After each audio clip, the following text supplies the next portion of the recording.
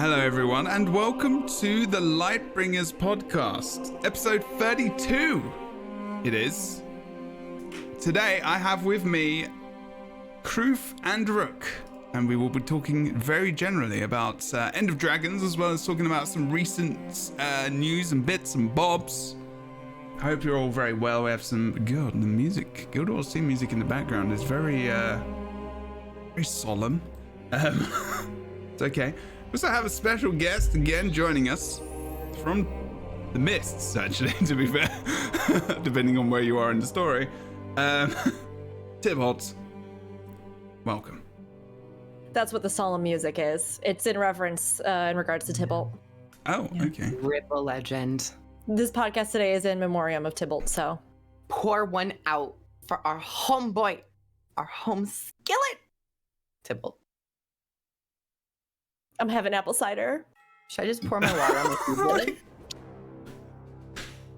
Also, Deb, I have to tell you something. Okay. I, on stream live this past week, said the phrase bits and bobs, and it is 200% because of you. I said it, and then I stopped, and I went, oh my gosh, Jebro's got me saying that now. I can't stop. See, I like it when people think about me on their streams. This is good. Or just English phrases. Yeah, bits and bobs. I say it a lot.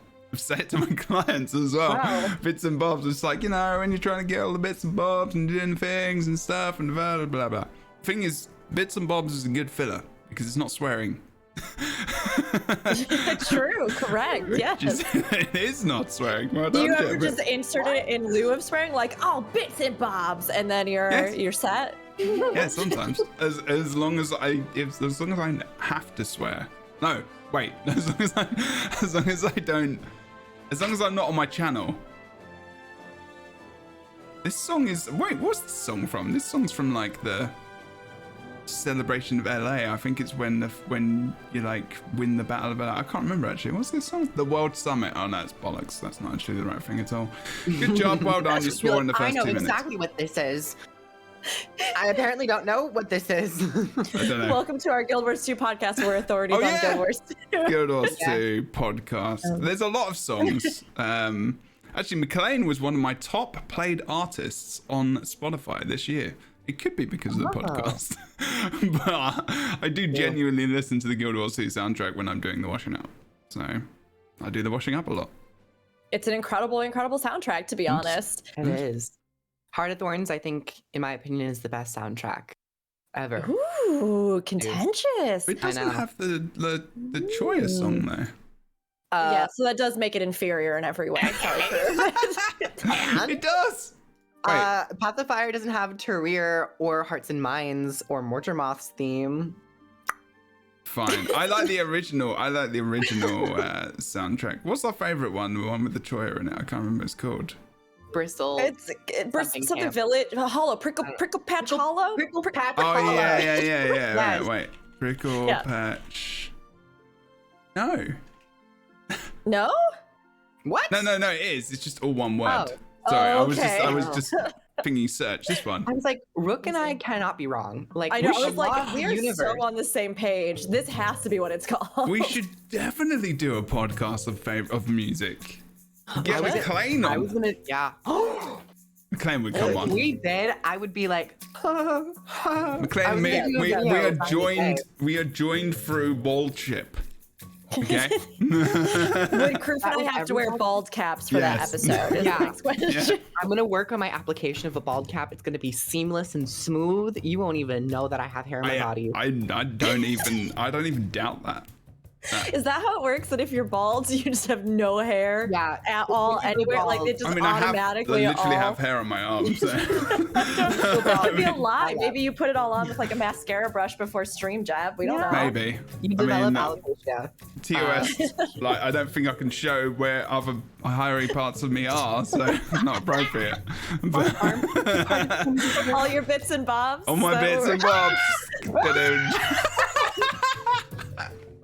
We got Kroof go. Already from the jump. This podcast is gonna be a mess today. Just FYI, I've not planned much of it, but I don't think we need to. We can just talk good, we'll see and have fun, because I feel like that's what we do anyway. We're returning to the days before the media junket with End of Dragons. Yeah. I like it freeform. There's a sense of spontaneity and improvisation, you know? Freeform. Like That's what I'm going to talk it. Call it. I'm going to call it freeform from now on. Welcome, everyone. Kroof is here. Kroof, tell us what you do, where you do it. Hi, everyone. Mini intro. I do take baths and I shower in my bathroom. That's where I typically do it. Some people do it outside. Some people take a hose. I prefer the safety of my apartment. We're talking about baths and showers, aren't we? No, we're talking about that. The showering and all the other things and the brushing your teeth, make sure you brush your tongue as well. Some of y'all have nasty breath. I know. The masks, I was very aware of my breath. But other than that, I do YouTube videos and I do Twitch.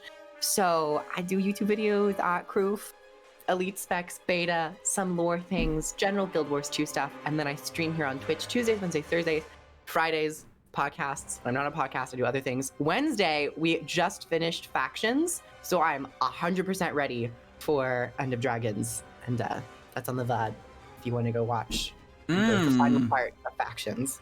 I need to replay Factions. Oh, should so do that as a Lightbringers thing. That would take longer than an hour though, a couple of hours. Very long. Give some.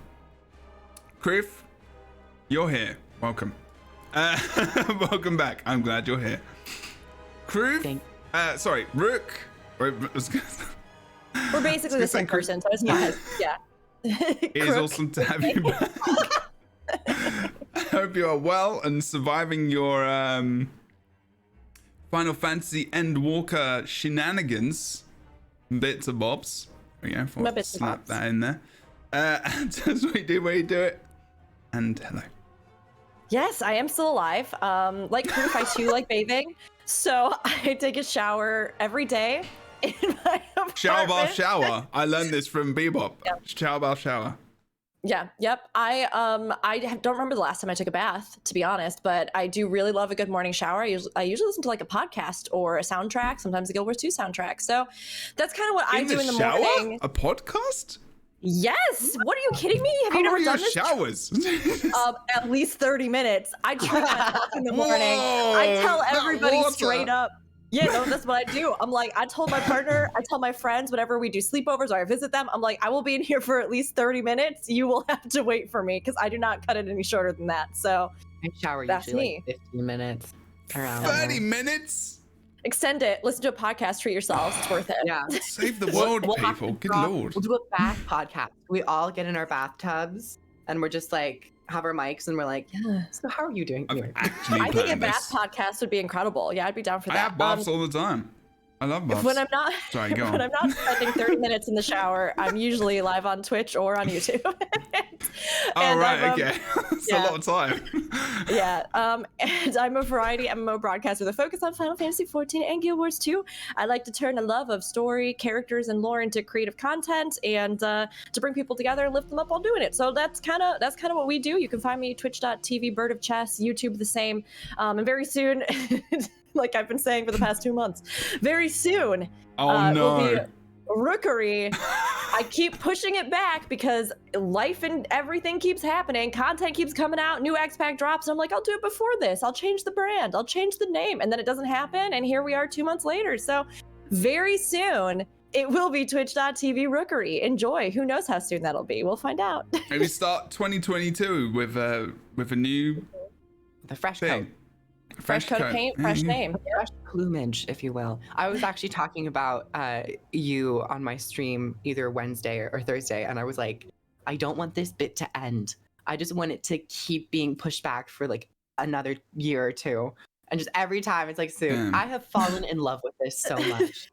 I'm on the edge of my seat just waiting, but it's good. It's good. It'll be revealed one day. One day it'll happen. Well, please look forward to it. Enjoy.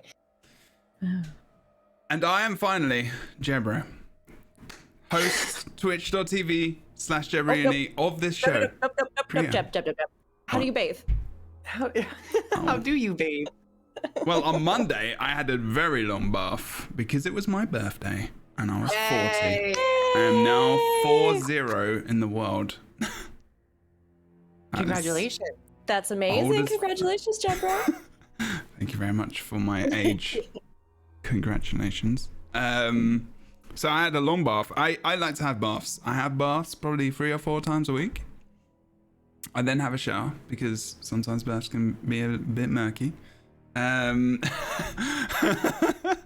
Well, you're bathing in your own mess, aren't you, How really? dirty are you when you get in the bath, I mean, Jebro? oh.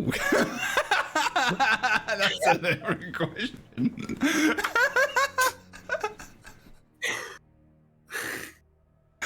Bloody hell, not there. I can't talk about that on really this doing podcast. great. I like to roll around in mud before I decide to shower or bathe. Me We've too. been It helps going me for feel like even 10 cleaner. minutes. We've done so well this week. No, it's, well, after you've worked out, you know, you got the sweat and all that kind of stuff. So you maybe shower, like I was saying, like Bebop, Cowboy Bebop thingamajig. On that show, which I was watching the other day, one of the characters introduces them, it introduces them to the shower. And I was like, I'm going to try this. And it is good, but it wastes a lot of water. So I don't do that all the time. But like, yeah, so Sometimes I work out and then I just don't take a shower for another hour, multiple hours. it's gross. It's a little yucky, crew. That's a little yucky. I'm not going anywhere or meeting anyone. It's just Yeah, like, but No, you've it's got fine. I like this, did- you've got this sweat and stuff just piling upon your pores don't and just smell like bad. going back into your skin. And My skin is flawless. Well, I thought you were gonna say falafel. I don't know why I thought you were gonna say falafel, but I thought you were. sometimes I just like I get so tired after workout that I'm like, I'm just gonna sit here, and then 5 hours later I'll take a shower or whatever. You get I tired. mean, that's fair. I've done the same. I won't lie. I'm not gonna lie here. This is a place of truth. I've done the same. Work out, and then I'm just like, whatever. I'm not that gross. Like, Yeah, okay. I'll I let you get do really sweaty when I do cardio. That's what breaks me. That's what gets me dripping. I'm. Rook was there Let's talk- first. should we- No me. should we- Can we Rook was talk there about first. Gilwers? I think we should talk about Gilwers too now. I'm gonna save us. I'm gonna save us from ourselves. Wait, Because today wait. we've We've been got reunited. one more person to Wake introduce. me up inside. Oh yeah. I am Tybalt from the Oh my mists. God. I am here as well, and I like to bathe with a small bucket and a brush longer than your face. It goes in the nice places. Thanks, Tybalt. You're rude. People got on some tea. People got on some testosterone. Damn. Tipple don't gotta worry about nothing now. Tipple can do whatever he want. Are we sure that he didn't become Abaddon? Sounds like Molag Ball from flipping ESO. That's what I'm gonna say. Infidels! Sorry. Anyway, that's not what they call them. Cool, and British, yes. It's very posh though, to be fair. I think so. Anyway, for a char specifically.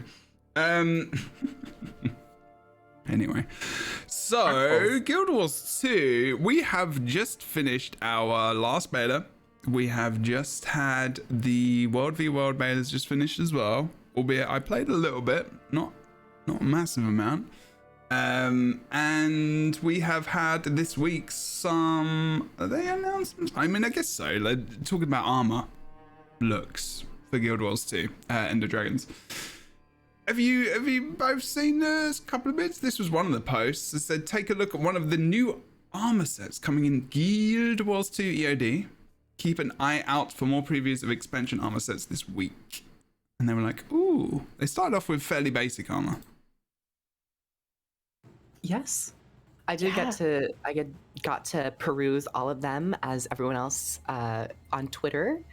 And I'll say that I actually am really excited for this armor because it seems to have taken a bit more of a simplistic, a little bit more of a tame approach to armor. There are some, of course, elegant pieces and detailing going on when you really look at it. Yeah. But it's nothing that's like, I am a giant ball of light and I will win by blinding you. So I really enjoy the armor sets that they have Are shown you talking off. about the armor still? Okay, I thought you were talking about Yeah. you. I was like, you All are? for you. on this show. Kroof you is are. radiant. Kroof is Yes. radiant, and sometimes it's painful to look at you in the best of ways. But I am solar powered. no, I totally agree with Kroof. I mean, one of the big things that I was hoping for this expansion was that they would introduce a wide variety of new cosmetic looks that wouldn't just be things like, oh, this is some very difficult upgradable armor that you have to get from some big grind on a meta, or like, I just wanted more basic pieces, looks, stuff that you get while you explore the world and break down. Yes, bonus special sets, but just increasing the amount of things and the excitement that I get when I'm running around and I'm exploring and I get something new and I'm like, oh my gosh, this goes into my wardrobe now, hey! So all of this I thought was awesome, and there's a big range from the more ornate stuff to, like you were saying, Kroof, the simpler pieces that I think, again, you can mix and match with stuff really well. They look really nice. They fit what's happening. It just gives a really good range, and I've been surprised by how many of these pictures they've shown. I mean, this is a pretty big amount of looks we've seen. Yeah. This one I like the one of the most. It's the stream's gonna catch up. And I know you can't see. No, I'm not on the Asura. I'm on the I think I'm on the Norm. Yeah. I think it's the Norm. Delay. Very engineery. So like, I mean, like I've said many times, this is the engineer expansion. That's so, true, yeah, it's true. It is, yeah. And just the kind of, I don't know what they are on the shoulders, but they kind of look a little bit like ejectors or something, or like testures or something. I don't know what they are, but they look like jade, like is about to infuse the armor or something like that. But then you've got, look at this staff. That staff is old school Guild Wars 2. That is original game, old skin. And it's like, they've brought some of the old skins back into, I've got that stuff, and I think it's from, I can't remember where it's from, actually. I don't know where it's from. I know that it probably was put in like during season 1, I imagine. It's so quite old. beautiful. I love, and you know, anything that's a dragon, I love it. And this is just so excellent. I can't wait. I'm gonna get it. I'm very pumped about it. And I think it is nice that they are reusing older weapon skins to show that, like, even the things that we currently have, it's like you can mix and match them. And it's also just a nice homage to the past work as well, and seeing like older art assets mixing in with new ones. It's nice to see that it's not just like all cookie cutter new. It has a little bit of more depth to it. Yeah, and I mean, again, mixing, matching, different looks, different items, bringing things back, but also the variety of these different looks, things that in and of themselves, like you were saying, have more of that technological, steampunky jade thing, things that have, you know, a variety of different inspiration sources from, you know, different cultures and people in the Far East, or East Asia, as we would know. From traditional to like a more modern fusion of stuff. I really like the combination and variety of different outfits that they've shown. My favorite, I don't know if this is my favorite, but the very first two that they showed off with the Sylvari and the Char and those more town clothes-esque, that is what I love. And I think we really missed out. We missed out on it in Path of Fire because they did design a bunch of Alonian armor pieces and more civilian attire, but they were never able to be used in game, and they weren't even available to humans. It wasn't even a race locked set. So I think that was a big miss in terms of Path of Fire's customization. But it seems like the very first set, I could see like Canthan people like walking around in that clothing, and I hope that we will see that and be like, oh, we can get that too, and we can wear it, and we can like customize, especially with all like the human and the Norn added character customization. It'll be nice to kind of, if someone wants to, role play as like a Canthan native and just like be in New Kainang and going to the different shops or nightclubs or whatever they have in New Kainang. So it's very simple, but I think it is a very important touch. Fair. Yeah, I agree. I mean, it is something that in previous expansions I found myself wanting more of, because like you said, even we were talking about CC before the podcast, and that's something I'm sure we'll touch on the additions that they did too before today is done. But it's nice to see them across the board giving all the different races, different looks, different cosmetics, different armor, different gear, like a wide variety of stuff that, again, it feels like you can go and explore and get things from that place and that, you know, inspiration in that area.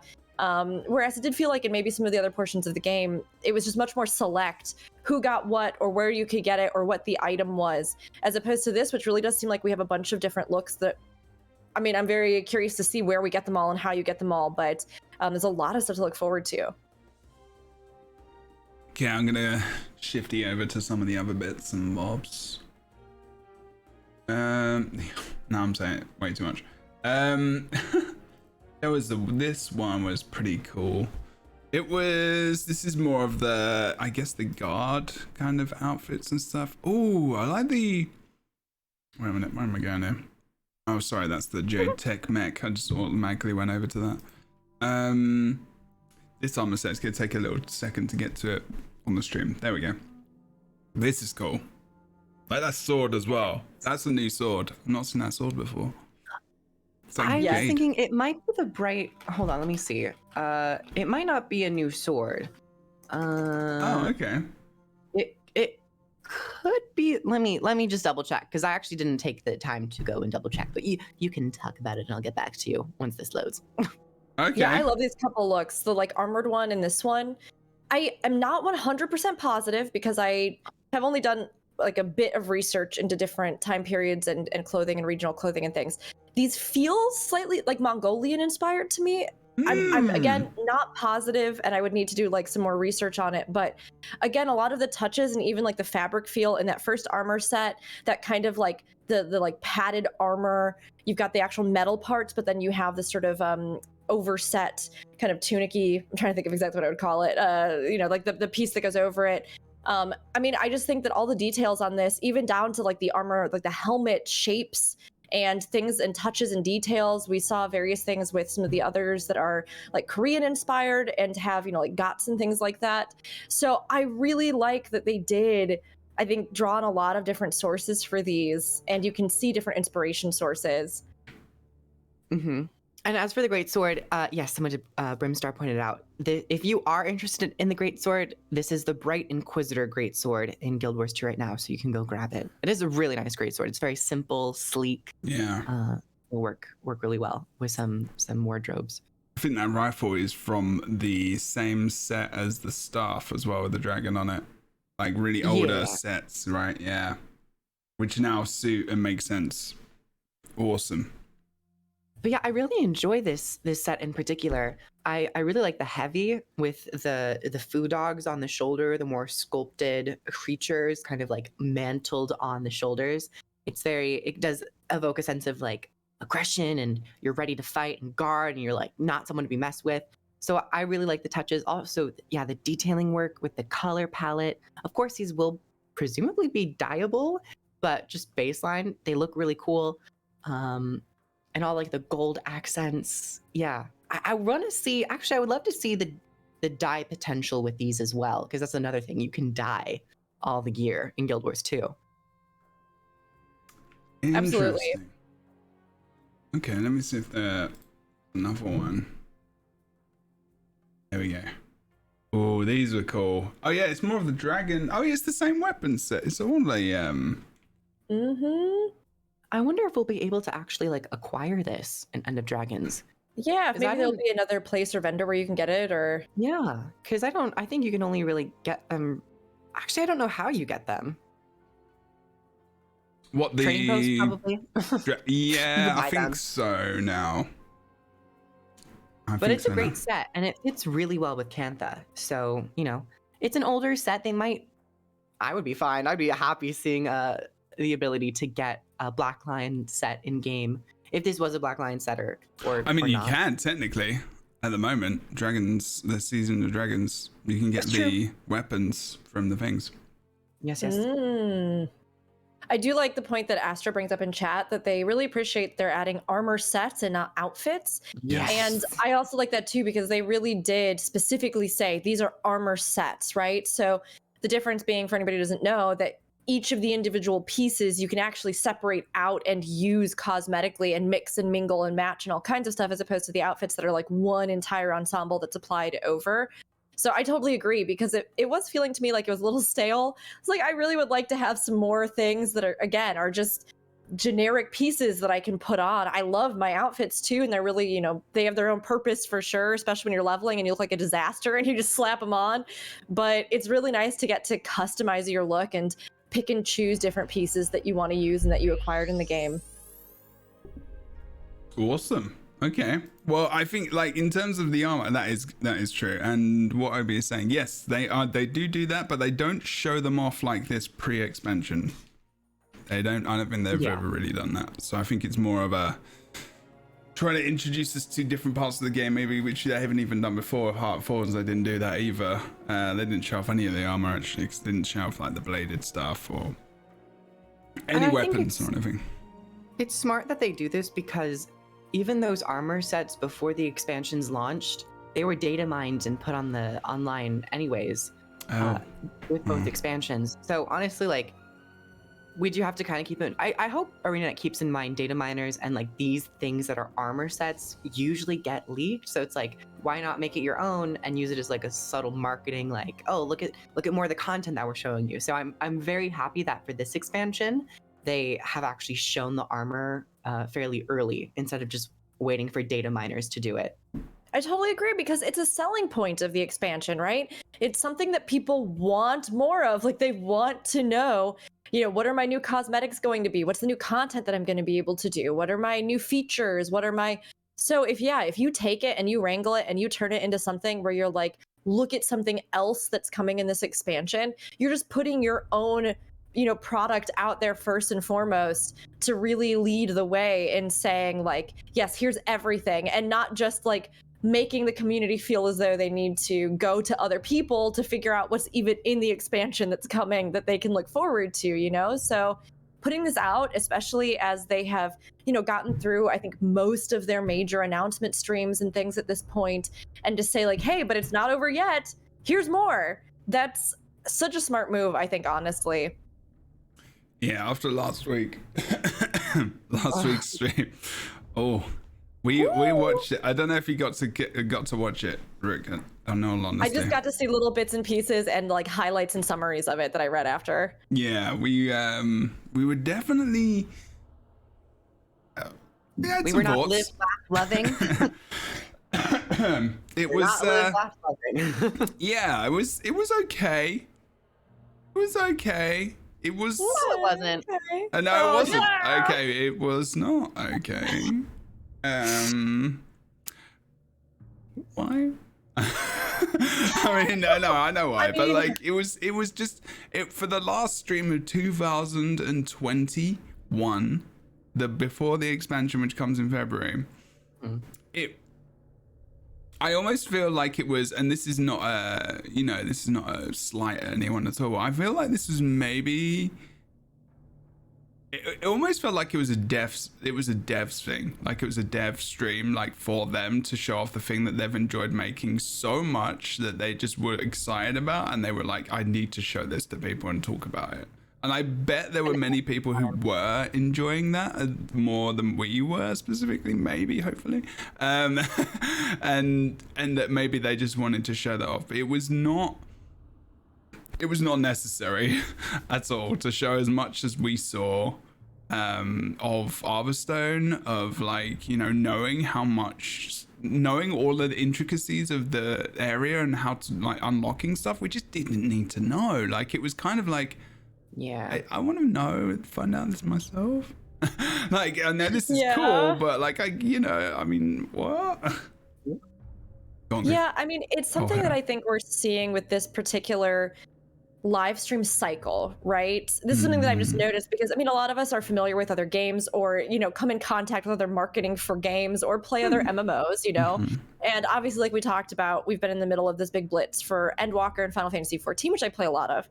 And when you look at the like history that I think 14 has had with live broadcasts, things like their live letters, stuff like that, they have a much better idea, and the fan festivals that they do, right? So they have these set, every other year appearances in various locations around the world, so that like technically it is one each year, where they have learned how to pace and measure the announcements they're going to do for things like expansion releases and stuff like that, right? So we always generally have an idea of like, oh, at this first one we're going to get this, the second one we're going to get that, at the third one, and like even if you don't know what the exact things that they're going to reveal are, they're very careful about how they pace that so that hype doesn't like plateau and then start to sink. You know what I mean? Oh. So Wow. it's funny. You explained the podcast. You explained the guild chat very well last week. Oh, our podcast? No, not the podcast. Sorry, the podcast is always just like, whoop. It's one of those. I was just going to say, it's one of those things where I think ArenaNet and Guild Wars 2 do a lot of things very well and are very progressive in a lot of ways with how they work with creators and all kinds of things. But I think that this sort of information cycle and these live streams and all this kind of stuff, in this rigorous way that they've been doing them, it's newer to them.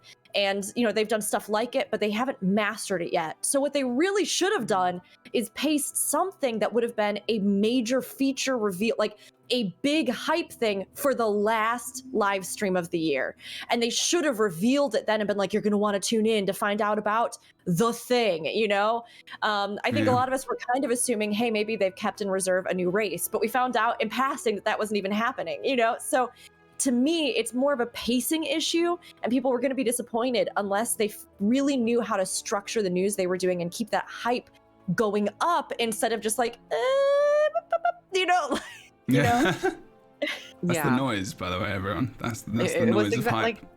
Plateauing. Exactly like that. Our stream last week, we actually just started talking about Final Fantasy 14 during the Guild Wars 2 didn't live we? stream. Like we were talking about it for about it's funny. We completely swapped topics, and then at that point I was like, oh, this is not a good stream. And it's okay that something isn't good. Like, it's not something bad to say. The last stream for this year, it was not good. And I feel like a lot of the streams have almost been more developer centric, which is amazing to see that developers are extremely happy for the product, because you want to convey that emotion. But with that emotion, I feel like they've had some trouble understanding that we don't know what's going on at the studio. We don't know what this event is. We don't know how you're going to get this armor set. We don't know what this NPC does. So we are in total darkness. And I feel like the bulk of the stream is almost them just being happy about an inside joke and inside information. But in terms of marketing that to a larger audience, it doesn't work. Particularly with this very well. Yeah, because we're like, well, we don't know. And when you don't allow us to be in on the joke, it's almost like you're sitting at a table with a bunch of friends who know each other and they're just saying inside jokes. Yeah, and you're like, that does happen a lot. And it does happen a lot, doesn't it? Yeah. You're like, oh, okay, well, I'm happy you're excited. I'm happy for you, but I'm a little lost here.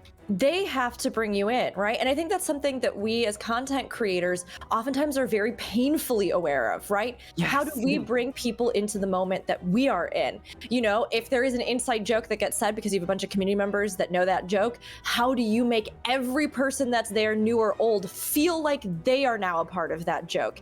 And it's nice on one hand because I think that vibe, that feel, it can be really lovely in the sense that ArenaNet is not really pretentious with their audience. You know what I mean? Like, yes. it does humanize many of them. You see people, you see faces, you see the way they interact with one another. Yeah. And I think that is lovely and wonderful. But I agree in that I think they need to also keep working on how they turn that energy outwards to their audience, especially if you're choosing to do a live stream, right? How do you engage and interact with that audience? How do you bring announcements that are going to get people excited? How do you give enough context and information? How do you pace out the information you're giving over the course of those so that people really are excited and they take time and they schedule it in their day because they want to be at that event, So they're still figuring that out. And it seems like out of all of the announcement streams that we got, other than the actual first look live stream, which I think was really exciting. Yes. The one that we got for Jade C felt to me like the closest, it was like we got discussions from the developers about areas, but the things they were talking about were interesting and relevant, right? What is this event that's here? Oh, wow, cool. Okay, but then like, what does that mean for other things within events within this zone and the game and End of Dragons as a whole? What can you expect from events? What does this look like? You know, like the way they talked about stuff in there felt much more less like an inside joke and much more like something that was a tour specifically like hitting key points to get people excited about various features and content. Whereas some of the other ones have kind of fallen a little bit flat, where it does just feel like they're sort of running around a zone. And like you said, Kroof, you nailed it, sort of having their own inner discussion about it while we get like a little glimpse, like kind of, you know? And it's funny because the JC did that the best, and they turned off all of the content. So that was like particularly interesting that there was an instance where it was able to feel a lot better. And also because they told us directly that they're not showing us anything, that also set our expectation.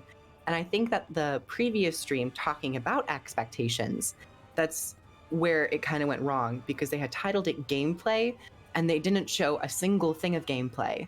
I would have much rather have seen this stream actually cover a strike mission. Like, show us a strike mission arena and then have the boss fight to like 60% health or something. And then there's like, oh, that's all we're going to show you. There's more after that.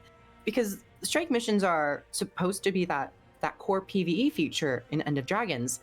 And I think all we've had about it was a blog post about the currency stuff. Like, we haven't seen an arena. We haven't seen like a specific challenge mode feature. Like in normal mode, this boss does this ability, but in challenge mode, you're going to want to do this, this, and this. Like, I think that information would have been great to show off on the final gameplay. It doesn't have to go into spoilers or anything, but showing that there is gameplay is extremely important. I totally agree. And especially because I think for a lot of people who don't have news about raids right now or things like that, which I still have hope we will get something eventually, about what they're doing for the future of the game. I do. Did you see that, Kroof? Did you see the two eye rolls from Rook there?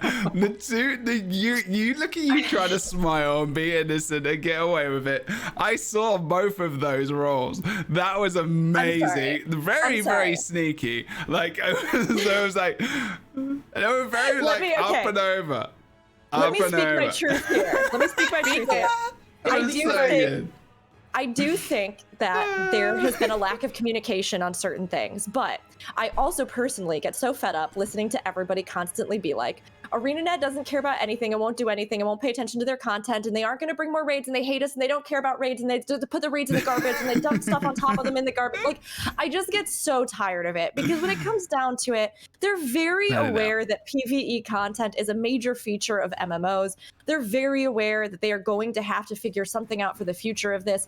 And just because we don't have it yet doesn't mean that it's not communicated. So that's what my two eye rolls were. But whatever direction they choose to take, yes. I do think, like you said, Kroof, this was probably the time to start paving the way specifically for it, right? If you're going to have a gameplay stream, make it something where, again, you're talking about raid design, you're talking about, you know, like the fact that challenge modes for every single strike mission are coming out with this expansion. You don't have to show all the fights. You barely have to show anything, honestly. You could show a picture of like a boss and then have some talking points. Like, this is the thing. You don't always have to have the game live.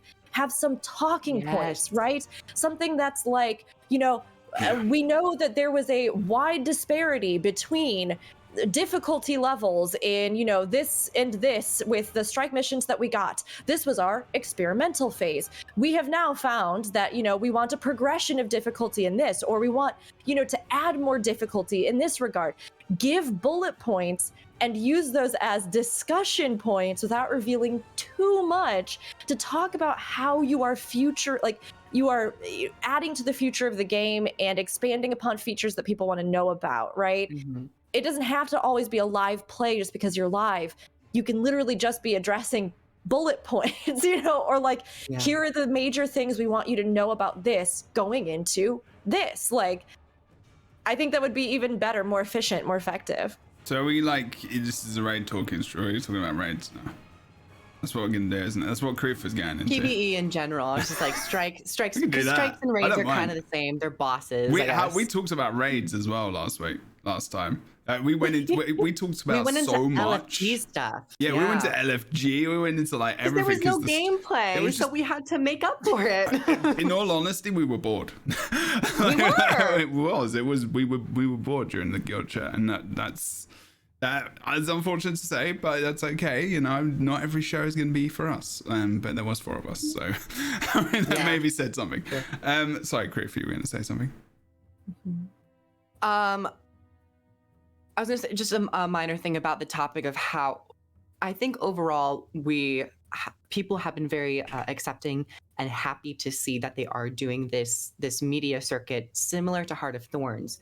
But for some reason, I feel like Heart of Thorns had a much better impact because they weren't always like super scared about spoilers. There was a sense of ease when talking about the game.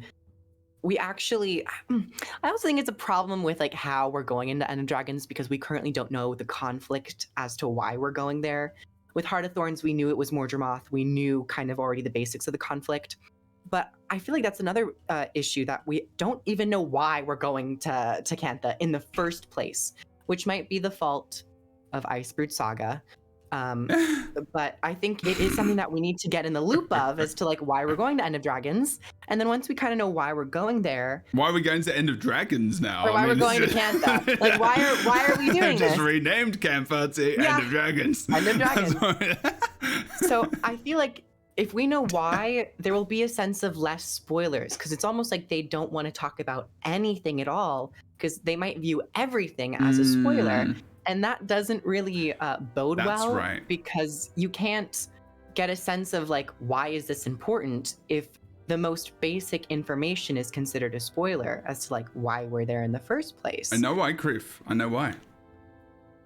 Is Farron and Tybalt there and they're just like naked vibing out? Oh no, right.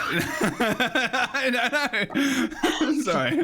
I mean, whatever they're into, I'd be fine with that. I'd support them. You know, it would be an interesting welcome to Cantha, to be fair.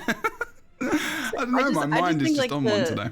The spoilers. It's every stream. They're like, oh, we can't say that because it's a spoiler. We can't do this because it's a spoiler. And it's almost like when we are tuning into the stream, it is inherently a spoiler. Like we are participating in something that has not released yet. So like it to a degree already is a spoiler. So I'm not saying that they need to like fully develop and release like, oh, this is the final boss. Like they don't need to go to that one. It's the end boss fight. Here's the end of the game. But you don't know how you get there. That's the thing. That's true. It's like I just want to know, like, I want to have a basic course on the lore, like, what is Aurene doing and why are we going over there? And then show like an out of context boss fight for the strike mission. You don't have to go in depth as to like what this boss is doing. Just show the model and show the arena. And then what you were saying, Rook, I think Final Fantasy XIV does it so well, where they mix in non-live features of like a slide with different bullet points and like a little video. I think like it seems like so 101. It's like everything that I did in high school. It's like, this is what I was like, hoping more for. But it's been very like, it's been very cagey and closed off. I can tell you why I think that might be, as you were talking about that. And I feel like it's a product of X people who have been there. And I think it's a product of some like Path of Fire maybe as well. So like Heart of Thorns, like we had the opposites of Path of Fire, right? We got all this stuff, we got, you know, elite specializations, we got the betas, we got all that kind of stuff before. We got more information clearly. We had, you know, live event, pack stuff, we had, you know, other shows, we had stuff going on, we could play the game, we could play a map, we could play an instance, whatever. And then like it was the perfect balance. Like it was really, really good. I think we saw a little bit of a raid. I can't remember, and maybe we didn't actually because we could actually beta test a raid in Heart of Thorns. Did we? We beta tested a raid in Heart of Thorns. Oh, there you go then. So there was a lot, but then we went into this. But then like Colin and like loads of other people disappeared, obviously from the company as we know. And then Mike was like the head, and this surprise and delight idea was so the focus of everything that, you know, they were then in this place of Path of Fire of like everything is going to be a surprise and you're not going to know much at all. And then they had to hold right back, right? So they went from this like fully open company, like fully open talking about the expansion stuff, and then closing the doors. And it's like, I almost think of it like a person. I'm thinking about this psychologically now and counsellery right now. Wow, words. And you think about reopening yourself out to the world, and you think, how do I do that? Like, how do we now go do this in a way where, you know, we want the middle ground, maybe, where we want to show this, but we don't want to show that. And I think they've held back a little bit. They've given us so much. Like, they've given us the mount, they've given us the elite specs, they've actually done the beta testing. You know, they've come back with balance, which was cool. They've given us, you know, the World v World stuff, the Alliance stuff, which has worked.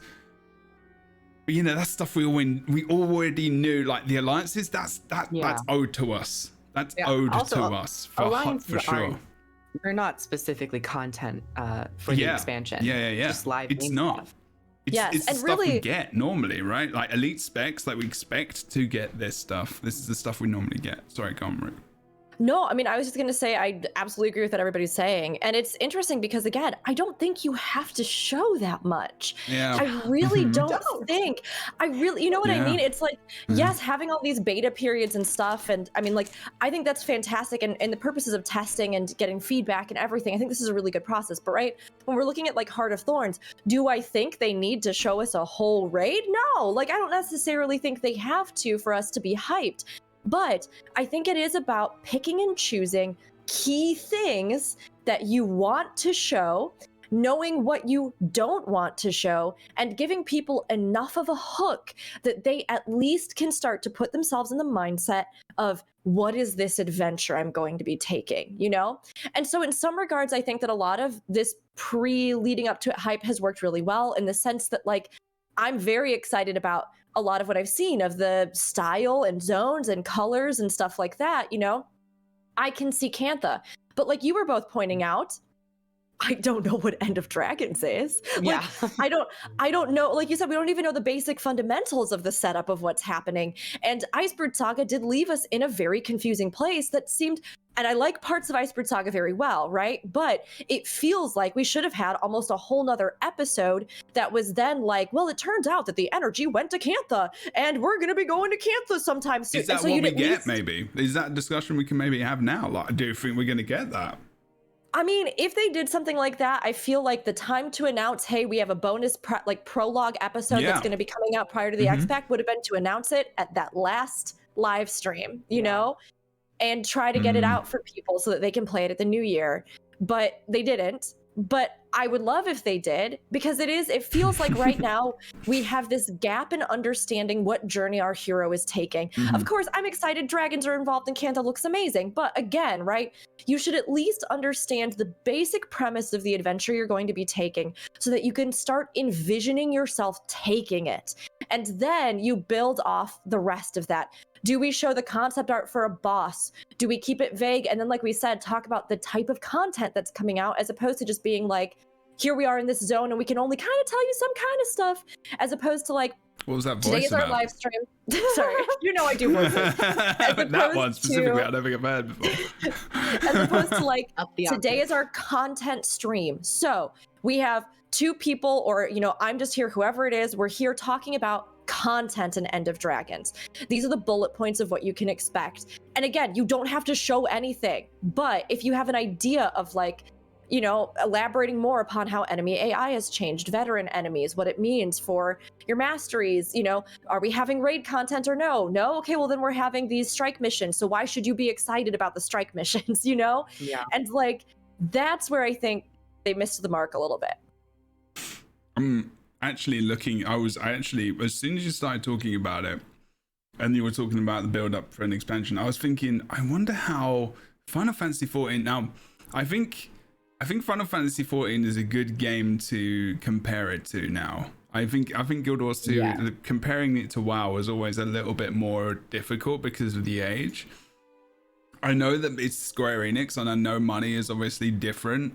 And I know, and I mean, it's also, you can also probably compare it to a little bit to Elder Scrolls Online, but still, again, you know, money, you know, Bethesda, you know, it's just like Guild Wars 2 is always going to be competing a lot with money. And I'm not saying, you know, they haven't got the money that they can invest, but we know, you know, that it's not as big, you know, that's just the way it is. Yeah. It's not, I don't think that's disrespectful to acknowledge that. And funding is always going to be a thing because it's people, it's money, it's time, it's live stream, it's resources, it's et cetera, et cetera. And I think they do very well with what they've got. And I just wonder how you felt, like, there's a question, because I don't know. I know the hype for Final Fantasy XIV, like Endwalker, was pretty immense. You know, I was getting it, and I didn't play. Well, I mean, I played the game. I played through Realm Reborn, and I'm playing through Heaven's Ward. Well, probably the first quarter or so now, and I think I've been playing it for like 5 years, like since I got to America. And you know, it's been like I play it every year for a couple of months, and I put it back down again. But how was the build up for like Final Fantasy, and like Kroof, if you know this as well, like, because I don't really know. I know the live letters are a thing. I know that, and I've watched those and listened to those and seen the translations and stuff elsewhere.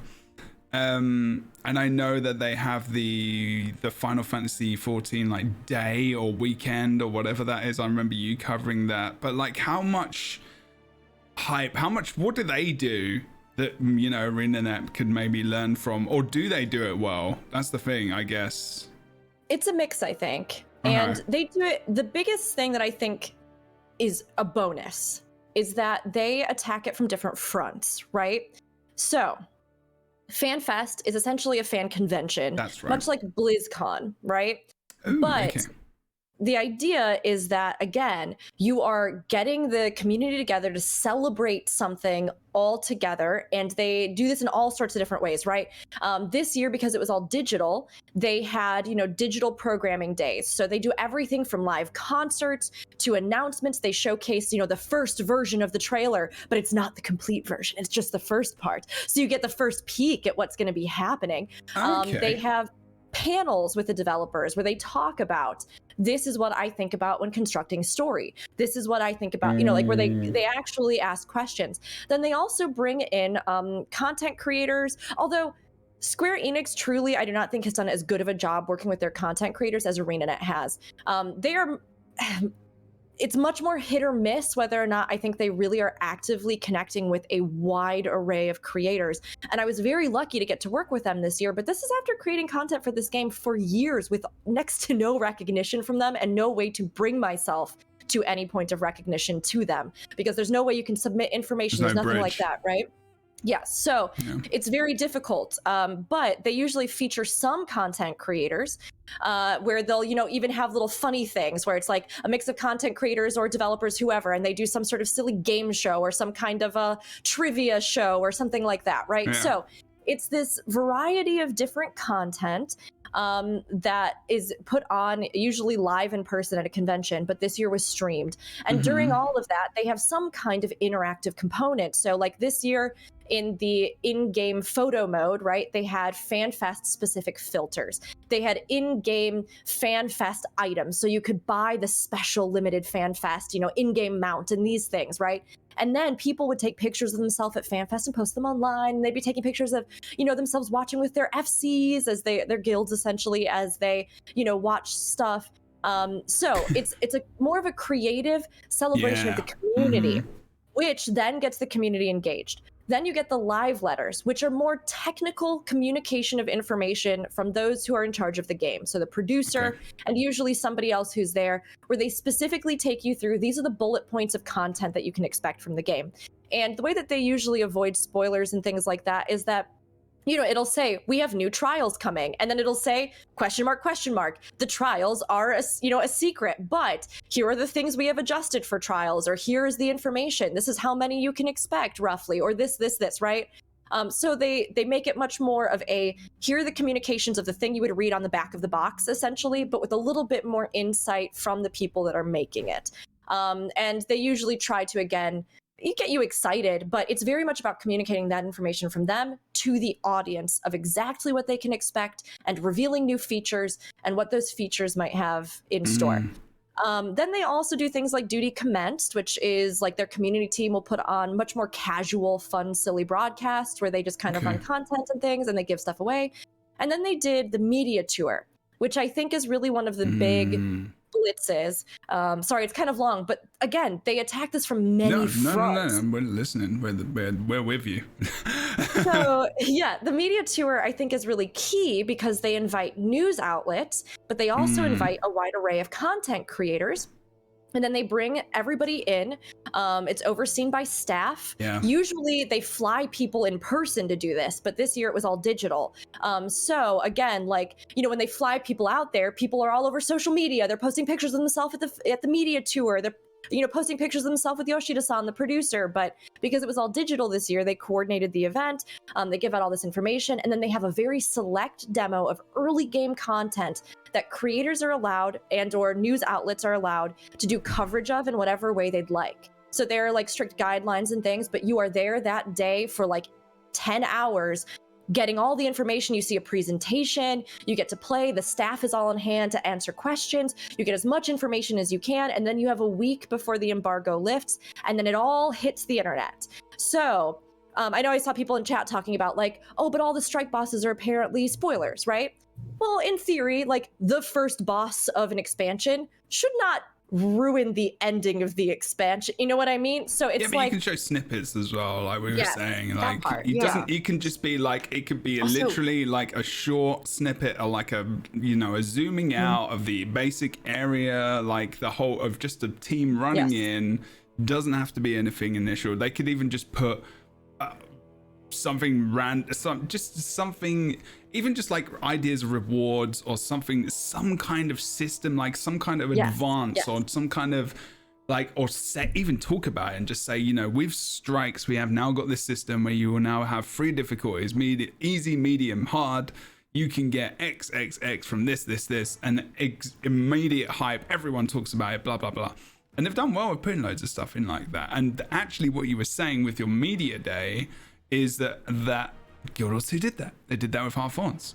They did that. That was a fantastic. I was there in Brighton, with wooden potatoes, with like with the German team, the French teams that all talk about the game all the time, and loads of other creators, and it was awesome. They did it in America, in NA as well. They brought loads of people to the studio. We were super jealous, but we still got to meet some people, and it was so cool. We got to play through the first map. We played through the first instance. We played a little bit of LightBringers. We got to interview the devs. Like back then, it was I don't think they're not there anymore. But it was like marketing, one of the World v World PvP kind of combat devs, and then one of the main devs. His name's completely gone off the top of my head. But he was there for Guild Wars, and I basically coded the game from scratch. As like legend in the Guild Wars 2 ArenaNet community. He's not there anymore, unfortunately. He's a good, really, really nice guy. But we got to interview them. We got to do so much stuff. And it was just like, just take this info and, like you said, do what you want with it, essentially. Like, within reason. And... Well, I think that's a key thing, Jeb, right? Because here's the difference. And this is just kind of dawned on me after hearing what you were all talking about. Kroof brought up the point that if the developers are playing the stuff, right? They already know. So they make all these little comments about like, oh yeah, this thing and that thing and this thing and ha ha ha, inside joke, right? But people don't want to necessarily see something that's an old hat to people. What people want is to have like a proxy of the excitement of experiencing it for the first time.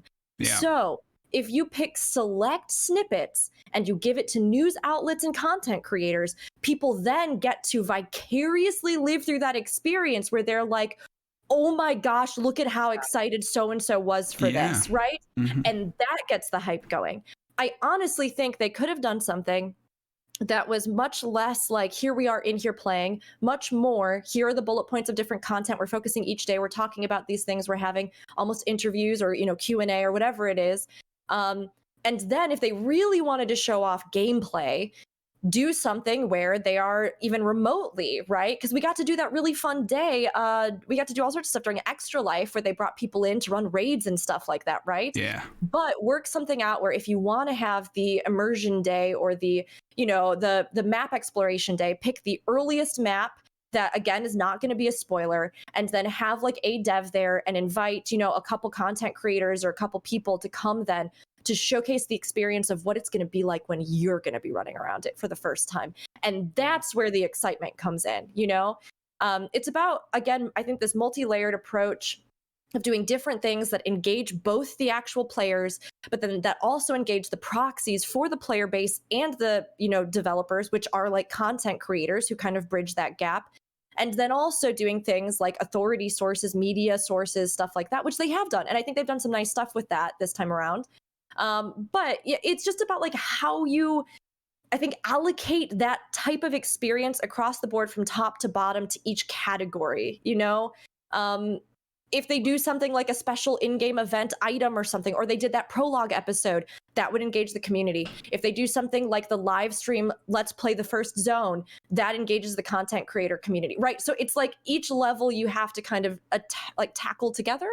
So I think this was a really good first experiment. I just don't think that this was the complete package of the marketing that made the most sense and reached people in the best way. Does that make sense? Yeah, I'm gonna ask, is this something you can talk about for another 5 minutes between the both of you? Because I've just got to go out and grab something quick. Sure. Is it like carry on? Like, I'm loving this conversation, but I need to go and grab something really urgent. No, I totally agree. Take your time. I think in part, we might, as partners in the partner program, we might not actually have been utilized to our fullest potential. Like, we could have had something very similar to Final Fantasy XIV's media. What was the title? Media tour, right? Like, yeah. I think that would have been awesome to have for Guild Wars 2. And it's not just like stealing an idea, because Guild Wars 2 did do that back in Heart of Thorns. It works. And I think you actually put it very, very wonderfully and beautifully that seeing people who have been around it for so much, they become almost desensitized to it, because it's like they know that this thing is going to be very exciting, but they've already experienced all the things that have been developed, and they don't have a sense of like, oh my God, this is the first time I'm seeing it.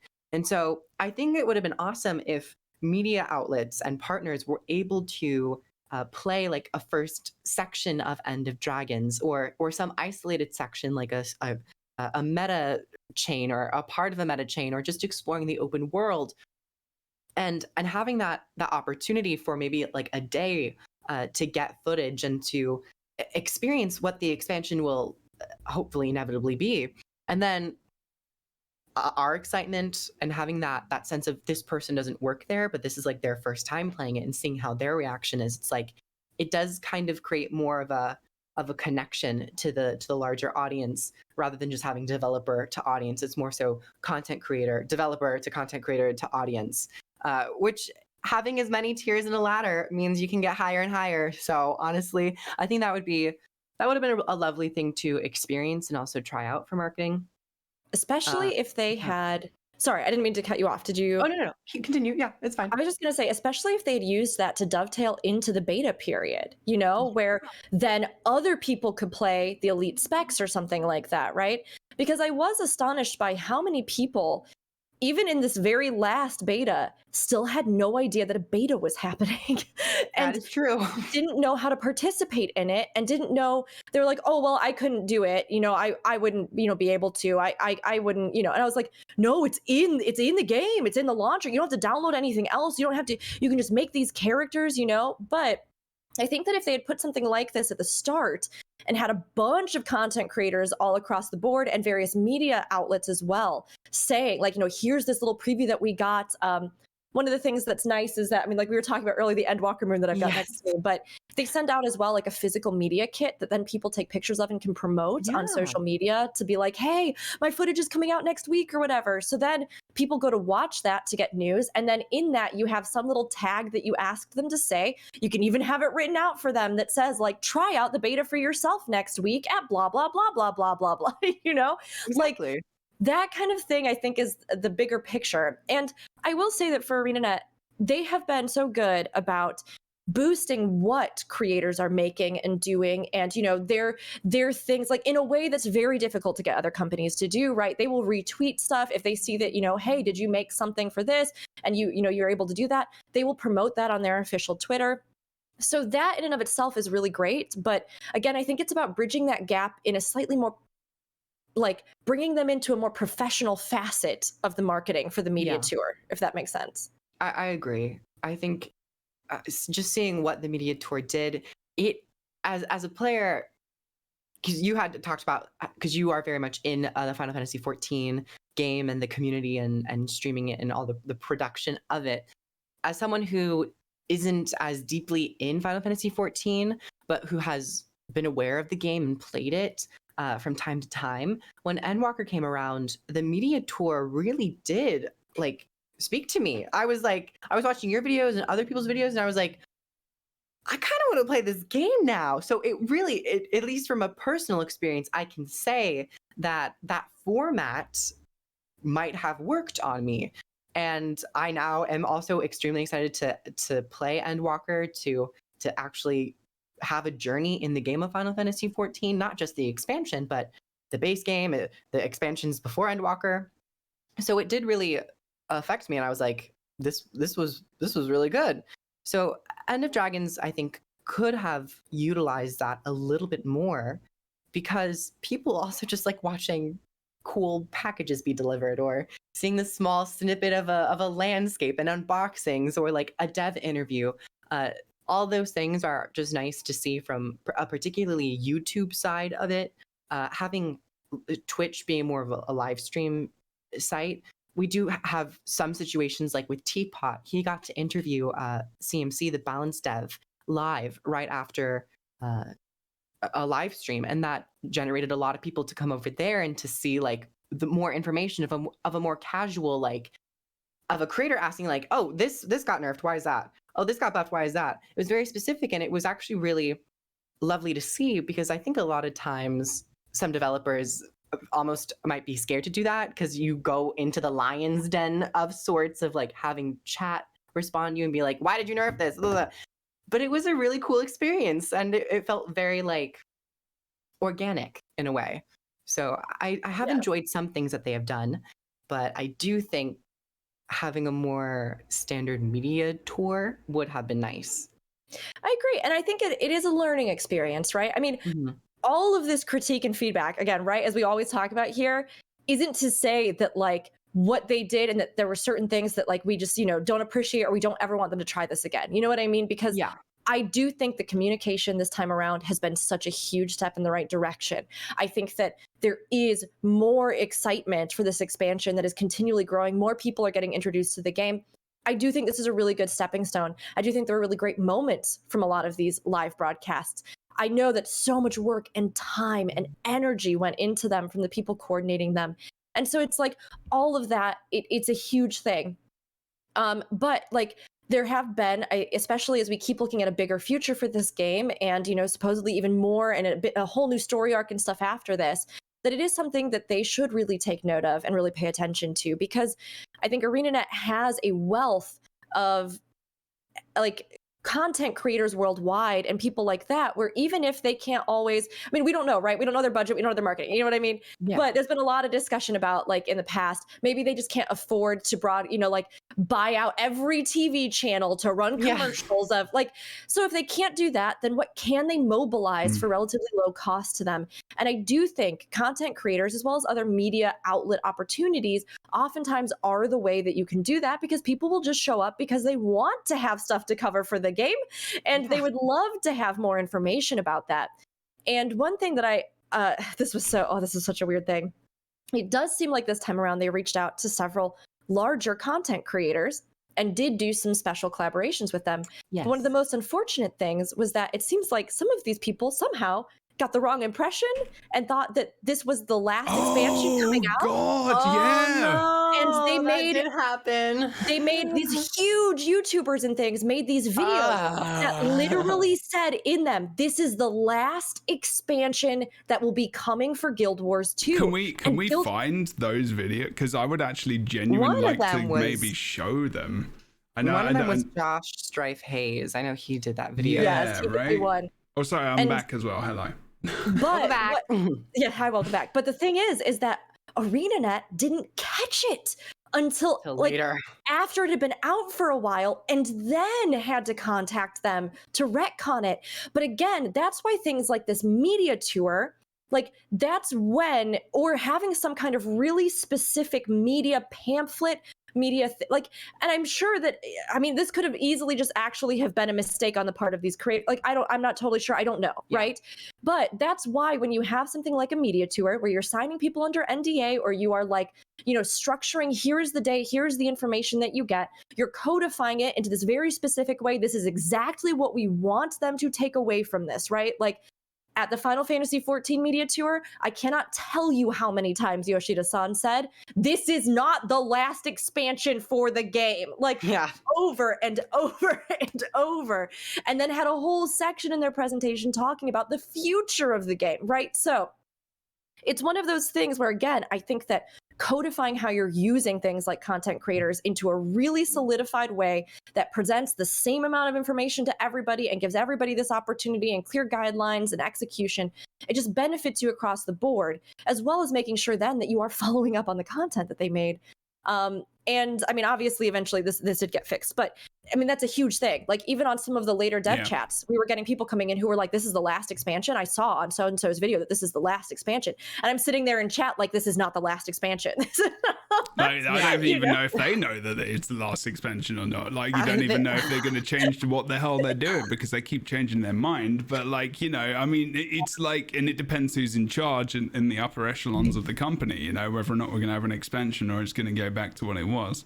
Because they were confused from the offset, right? I mean, from when the game was released, like, it's not going to be expansions. It's going to be this 2-week, like, circle of doom, which is what we've already talked about last week. But then, then they went to expansions, because I think, as an MMO, as an MMORPG, there's this just as a blanket thing across our entire community of people that play MMORPGs, expansions are a thing. And DLCs are a thing, and we expect this and we expect that, and new classes, new races, la la la. And sometimes it's just good to stick to that model, because I think the expectation is good, but also introduce new things as we evolve maybe would be cool across time. I don't know. Because it's been like that forever. But they shot themselves in the foot a little bit by calling it End of Dragons.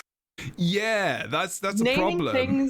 Naming things that have end in it, when as a company it's not going to be the end, is always a little, like, Endwalker has that problem, but they've really hit home that it's the end of that story, right? I mean, that's only happened a couple times. It's like they've said it a few times, but it's not like a consistent, like, just to be clear, this is not the final expansion. Yeah, like, well, there will be more. They could have called it like the continuing journey, or something. Oh, End of Dragons is a bit more punchy, obviously, than my name, which was crap. But like, I mean, I came out with it in, like, during my words that was being spoken. But like, it's just. Yeah, you're right, Crew. Exactly. Like, End might of not be Dragons, the healthiest marketing as well. No, I mean, it's a little bit. It's from a title perspective. And I think what Rook was said before, because I'm coming back after about 5 or 10 minutes away, and now I'm thinking about all the stuff he said before, because it's all very good. And can I use the restroom real quick? Yeah, no. I went and went and got a package which I needed to grab. And I went and grabbed a package, and then the postman was there, and he likes to talk. And I feel really rude if I don't let people talk and say their thing that they need to get out, especially if you're a postman. I feel like that's quite a lonely job throughout the day. I was just like, oh, that's nice. It's almost like you're a counselor. You like listening to people talk and share their, themselves with you. It's a problem sometimes when I'm outside. That's why I don't go outside much. Oh my gosh, that's a mood. Oh god, don't do that. But like, I've lost my train of thought. Postman. Stuff that we were talking about beforehand with the marketing, and you were talking about something specifically. Final Fantasy XIV, using creators in a specific way. It's all good, isn't it? Seeing people be excited rather than and getting to use them as a proxy. Oh, that's interesting. Yeah, I mean, there's so much. That's the thing. There's so much. I really. Shatu, who did the media tour as well. Elder Scrolls Online did that, and they did it online. They did it so well. I don't think this is breaking NDA, but like, so I'm gonna be very, very cagey and careful. But they did a thing where, it was all very, very well planned, where you got an invite and you came to this thing, and it was like you could choose the day, and it was like a waiting room. It felt like you were there. but you weren't. Like there was like a waiting room, like live chats with the devs and stuff. You got to talk to the creative director. You know what? The creative director, Rich Lambert, who is creative director of Elder Scrolls Online, streams the game daily.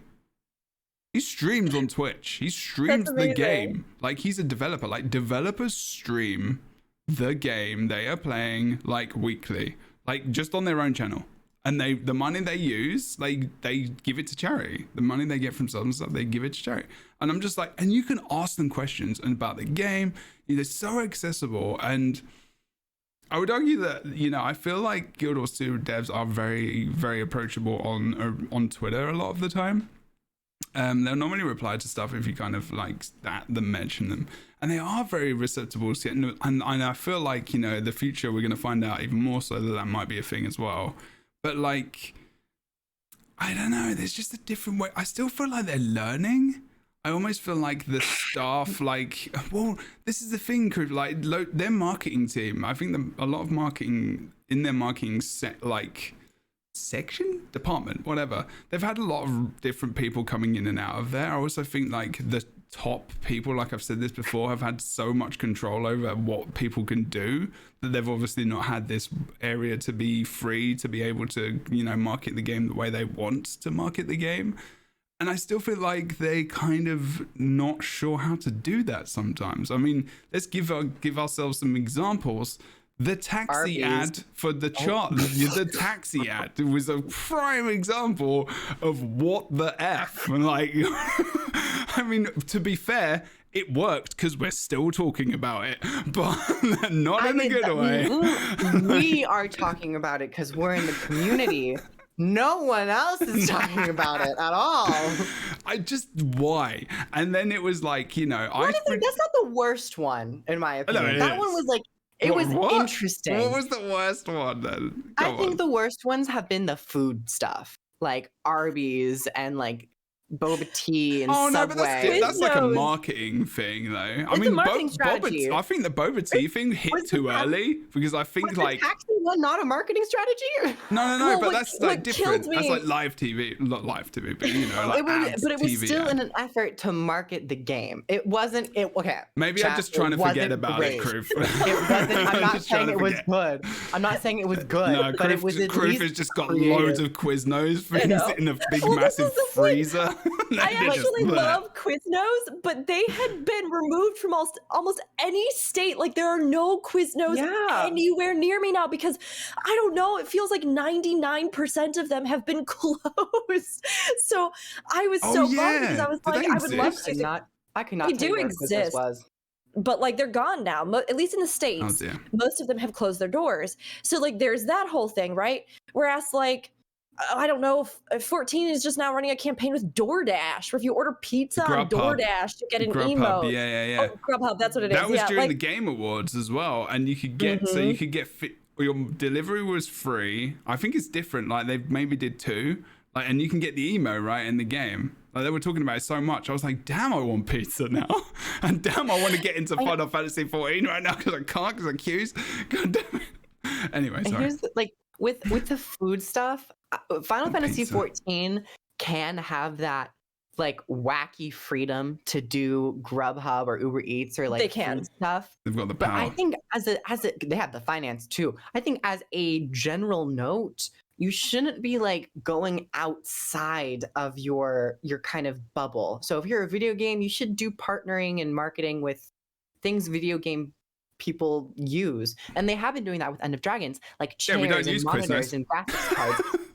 But like specific food stuff, like when it's like very specific with like a chain or something, it doesn't connect to like the audience, I feel like, or it doesn't give you a sense of like, I'm gonna go play Guild Wars 2 because I had an Arby's sandwich or a Quiznos sub. Like, yes, but in fairness, they have now joined up with Amazon on different things as well, and Twitch Prime, and right? Dragons, so that's changed. That's good. That's changed. That's good. But that's so been good. like because of the change in like, I feel like the change in the upper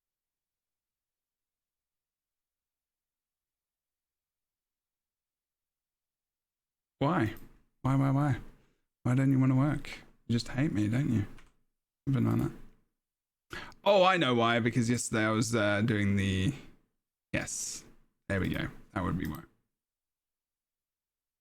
Cost you some. Awesome. I'm no favoritism here. He is English, so it was just like it's not because like his voice or anything specifically. Everyone, it's okay. So this video is called "What MMO Should You Play?" and this is Josh Strife Hayes. He has 330k subscribers. Talks about MMORPGs a lot. If you don't know who this is, you should probably follow him. Has a pleasant voice and normally speaks quite respectfully about things. He very much likes Guild Wars, like the first one, when he started playing it very recently as well, which was very, very cool to see. He had a lot of excitement for it. I don't watch him that much, but he's got lots of good information. He talks about games he's very knowledgeable. Long-time genre veteran. Let's watch this and see what Guild happens. Wars 2. All right. Actually, you know what would help is if you could see it. We do that. And if you're listening to this anywhere, at this point I would go and watch the VOD or listen, but we're basically talking about what he's saying, so there you go. God, it would do what I do. All the things. There we go. Alright. This is super convenient because a few days ago I got an email from Guild Wars 2 asking to sponsor a video. They just wanted a 60-second shout out to kind of remind people they exist and plug the final expansion End of Dragons coming in February, and I was happy to accept this sponsorship for one main reason. Guild Wars 2 launched in 2012 and I was in university at the time, so I went and bought a day one boxed copy of the game. This game came out 9, almost 10 years ago, and I think I paid about 40 quid for this. I've installed it on multiple computers, and I've got thousands of hours of gameplay out of it. This genuinely might be the best value for money video game I ever bought. So why do I recommend... Boom. Already. The best value video game I have ever bought. Something to sell off by. Something Rook said as well. There you go. Period. Guild Wars 2 so strongly. Guild Wars 2 is made up of the core game, multiple living story chapters, which are in-game story expansions, and 2 major expansions, Path of Fire and Heart of Thorn. Path of Fire. He's definitely not from the south.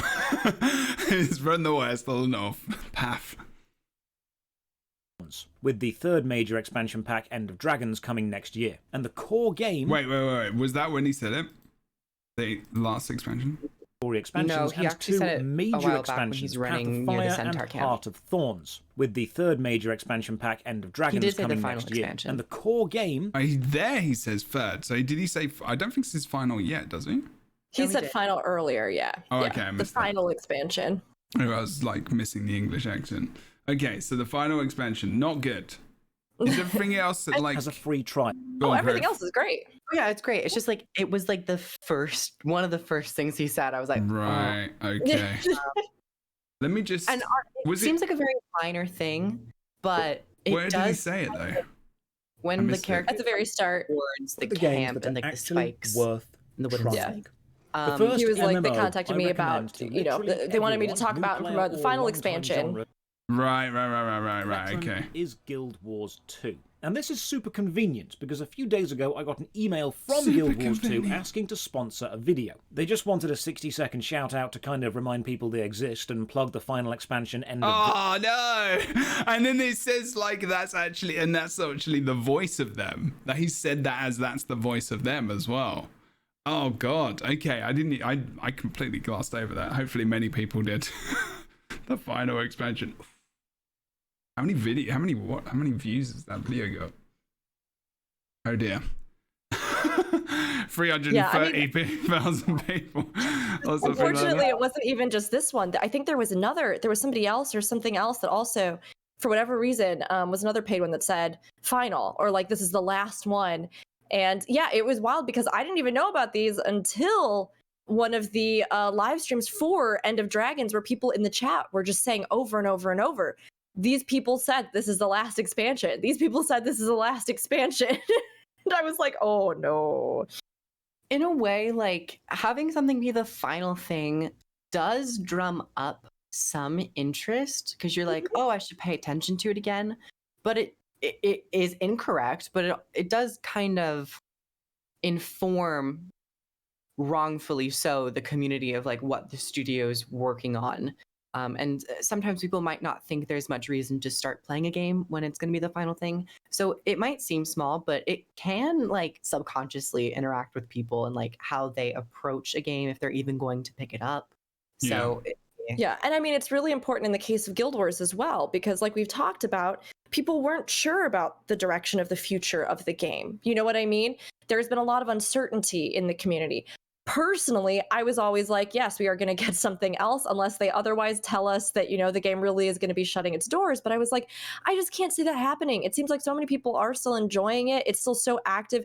Compare that to other MMOs that I have literally watched like close down their servers. Like, it is so markedly different than where we are right now with Guild Wars 2. So I was like, I don't think this is going to be something where the game is dead, right?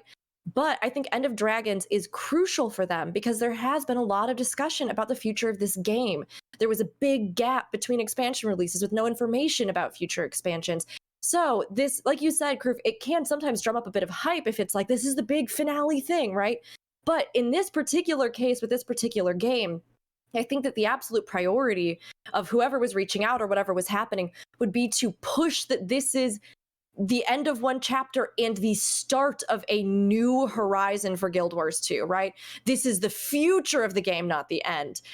Yeah. Because otherwise, it's like a lot of the players that have been saying just for ages on Reddit and everywhere else that are like, game's dead, this is a dead game. This is like the nail in the coffin, which is why ammo. It's way bigger. You know what I mean? It's a bigger deal than it would have been. Just looking at... it's interesting to see, you know, I'm hoping that he would have actually put Guild Wars 2 in that video, even if, you know, he hadn't got sponsored. I'm pretty sure he would. I'm pretty sure he's he would. Done others. He's done others on Guild Wars 2, so. Oh, yeah. Guild Wars as well. Yeah, he definitely has. Like, I think, yeah, that's good. I'm hoping. I'm pretty sure. But, like, yeah, I need to find out who the other people were that made those. I know there were some others, but yeah, it's just unfortunate. I mean, we know now. I've shown that, but actually we've heard it because I hadn't actually heard it. I didn't know where it was, so I think I may have watched that video and actually went over the top of my head. So like I said, I'm hoping that was the case for loads of people. But yeah, I think, and it does say in the edit, interestingly enough, that it was his fault, and it looks like he read it wrong. But maybe, you know, they've all done it, so I'm not sure. And I feel bad for obviously the marketing peeps who, you know, have had to. Maybe the wording was just, or maybe the end of dragons is so synonymous. End is so synonymous with just done, and like just with like, you know, this is the end of the thing, that they've just automatically read that, which is interesting as well. Because imagine, like, you know, what would a player think, or a future player think, if they think this is the last expansion? Like, what? An MMO is not just for Christmas. It's very much like the pet thing. Like, it's not. It's just not. And like, you know, you're playing it. It's a life thing. Like, this is like you playing this every day, maybe a couple of hours. Maybe you're playing it a couple of times a week. Obviously, if you're more casual, you can play it once. But you're not playing it once and then that's it. If you're enjoying it, you're getting involved and you're playing it for a long time, and you're getting involved in the community. So it's just interesting. I mean, anyway. Maybe we should change the subject. I don't know. We've been going on about this for a while. Marketing. But like, you know, I mean, it's a big thing because like we want to see, I think, you know, as players, especially people that are proud of, you know, and also have spent so much time in the game and create content and love it in a way where we want to see it represented correctly. I think that's, you know, we want the identity of this game to be recognized by people. As something which, you know, we love and enjoy and is continuing for a long time. We don't want that to be a thing where it's like it's suddenly the end and people are just asking questions in streams like silly things like, why is it the last expansion? I thought the game was doing so well. Oh, dead game, all this kind of stuff. And then you're just like, no, shut up. In the respectful way. And I mean, we can generate... Shut up in a disrespectful way. Shut up. I mean, we can generate our own hype for the game, right? I think a lot of this is good feedback. I think that none of us would be talking about this kind of marketing facet if we didn't believe that there would be more opportunities for them to market in the future. You know what I mean? It's something where we're all learning about these kinds of things together as we experience them. And I know it's been really frustrating. We talked about 14 a lot today and ESO, right? And I know it's been frustrating for Guild Wars 2 players to sit and see a lot of this other hype and excitement and, you know, feel like, wow, you know, our game that we love, we would love to be able to connect in the same way. We would love to be able to have this much hype and energy. And I do think this time around, there is so much more. There have been so many improvements. There's such a clear line of communication. We've had amazing blog posts. Honestly, I'm glad they're doing the live streams. If it was between not doing them or doing them, do them. There's all these different things where I am like, this is so good. And we are in a much better place than, I mean, from what I've heard with a lot of things with Path of Fire. So all of that is fantastic. And as we hit the new year, I think a lot of people are going to be even more excited. It is just interesting to break these things down, right? And to think about how can this game put itself forward in a way that, again, this game has held its own corner in a field dominated by giants. Like, by all means, they should not have been able to do this for so long and do their own thing and do it at so little cost to players. Those are huge things. They have been recognized for their skill, their innovation, their unique MMO that is at such a low cost to players. It will only benefit people in this community if they can continue to hone in on what they're doing and continue to improve and connect with modern marketing in such a way that we do get to see more and more and more for this game and more people being introduced to it and supporting it and sharing about it. So it is important to break down, even if it seems like one of those things where, yes, I guess we critiqued it for a long time, but it's only because we love it, like you were saying, Jeb, and we want to keep seeing more people be introduced to it because there is a lot worth advocating for in this game.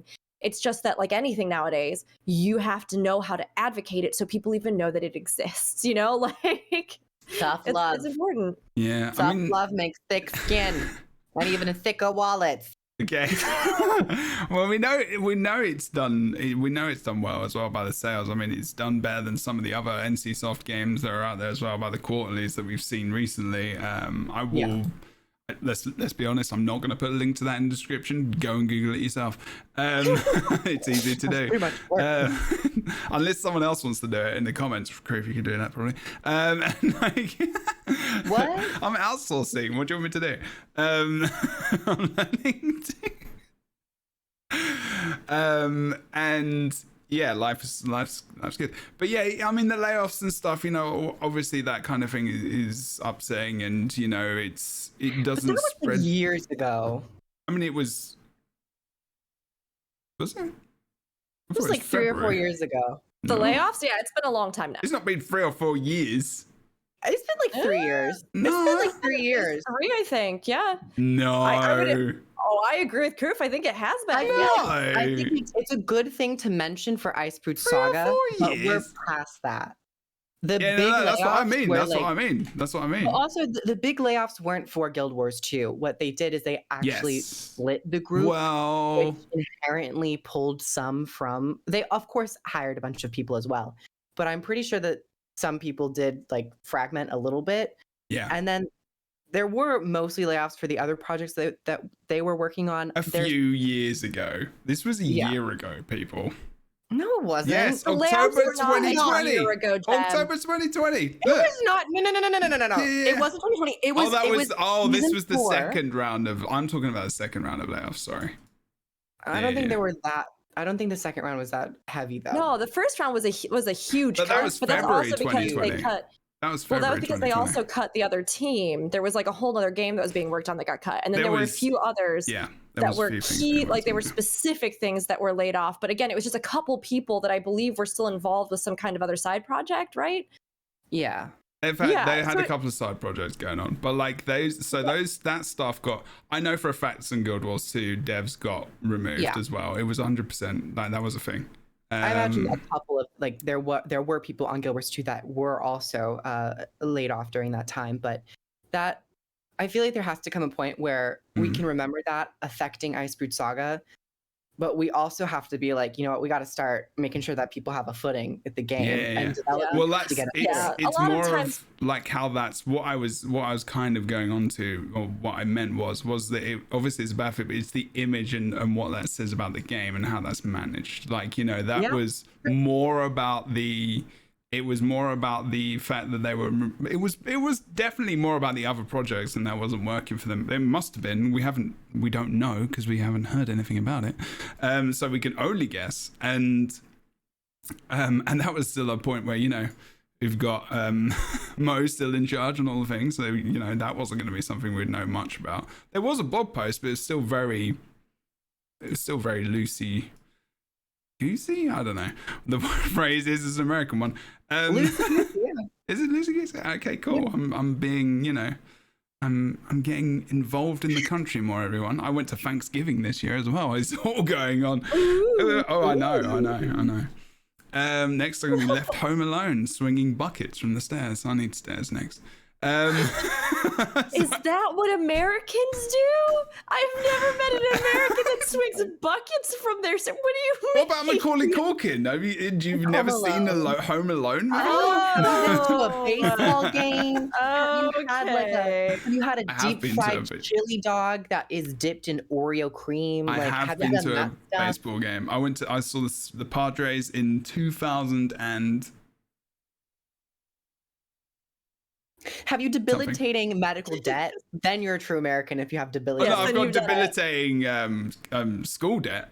So that part, okay. you're in. I'm good. You're in the club. I'm there. I mean, I was in a little bit of health debt because of some stuff I needed to have done. You know, obviously this doesn't come naturally. This hairstyle. Oh yeah, I'm sure that every time you go, you know, because you clearly go get your hair cut, that it cost you a ton of money, Jem. Yeah. Yes. I imagine like haircutting would probably be under like medical insurance. I would not be surprised if America did that. It's stealth hair, so it costs. Yes, Anyway. I do agree with your ultimate point, Jeb, in that again, right? I think there have been a lot of things that have. Well, here's the not your hair stuff, not the buckets on stairs, not being an American. Thank you very much, Rick. I appreciate you commenting on my hairstyle. What I agree with is that I do think in the wake of a lot of that things, again, talking about how we're putting our foot forward with this game and stuff like that, you know? Yeah. And it's so funny because people forget that when that massive layoff happened as well that year, in many other gaming companies, there were just as significant of layoffs. There was a huge thing that happened in the industry where many places cut a ton of employees.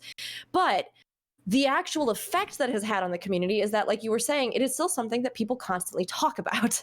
And it's like, it's still something where, again, as we go to this new chapter, I think the way that they present themselves and have presented themselves for the future of this game is the crucial point, right? Mm-hmm. Which is why I think we've also had a lot to say about it. All of that said, I really like everything that we have seen for End of Dragons. Yeah. I mean, I'll be honest, like, whatever I think of the presentation of the stuff, I actually do really like a lot of the content and additional things we're getting and all the new features and the mount and the fishing and, like, all of that I've been super excited about. Is there anything you're not excited about? The fact that there's no Tengu. That part. Okay. No. That's a separate podcast. Part. Don't get Crew going. We had Crew during this. This is every single week. Even Arborstone. Crew's been here like every week for a while, and I mean, this has come up every week. You know what? And then you do this face. You do your finger going, ah! And then you kind of go out of shot for a little second, then you come back, and then you go out the other one. You're like, it's a fresh wound, Jebro. It's a fresh wound still. No, because I only have you should just be a knight from the Holy Grail, then a flesh wound wouldn't even matter. You know, you'd be able to continue with no legs and no arms, and it'd be fine.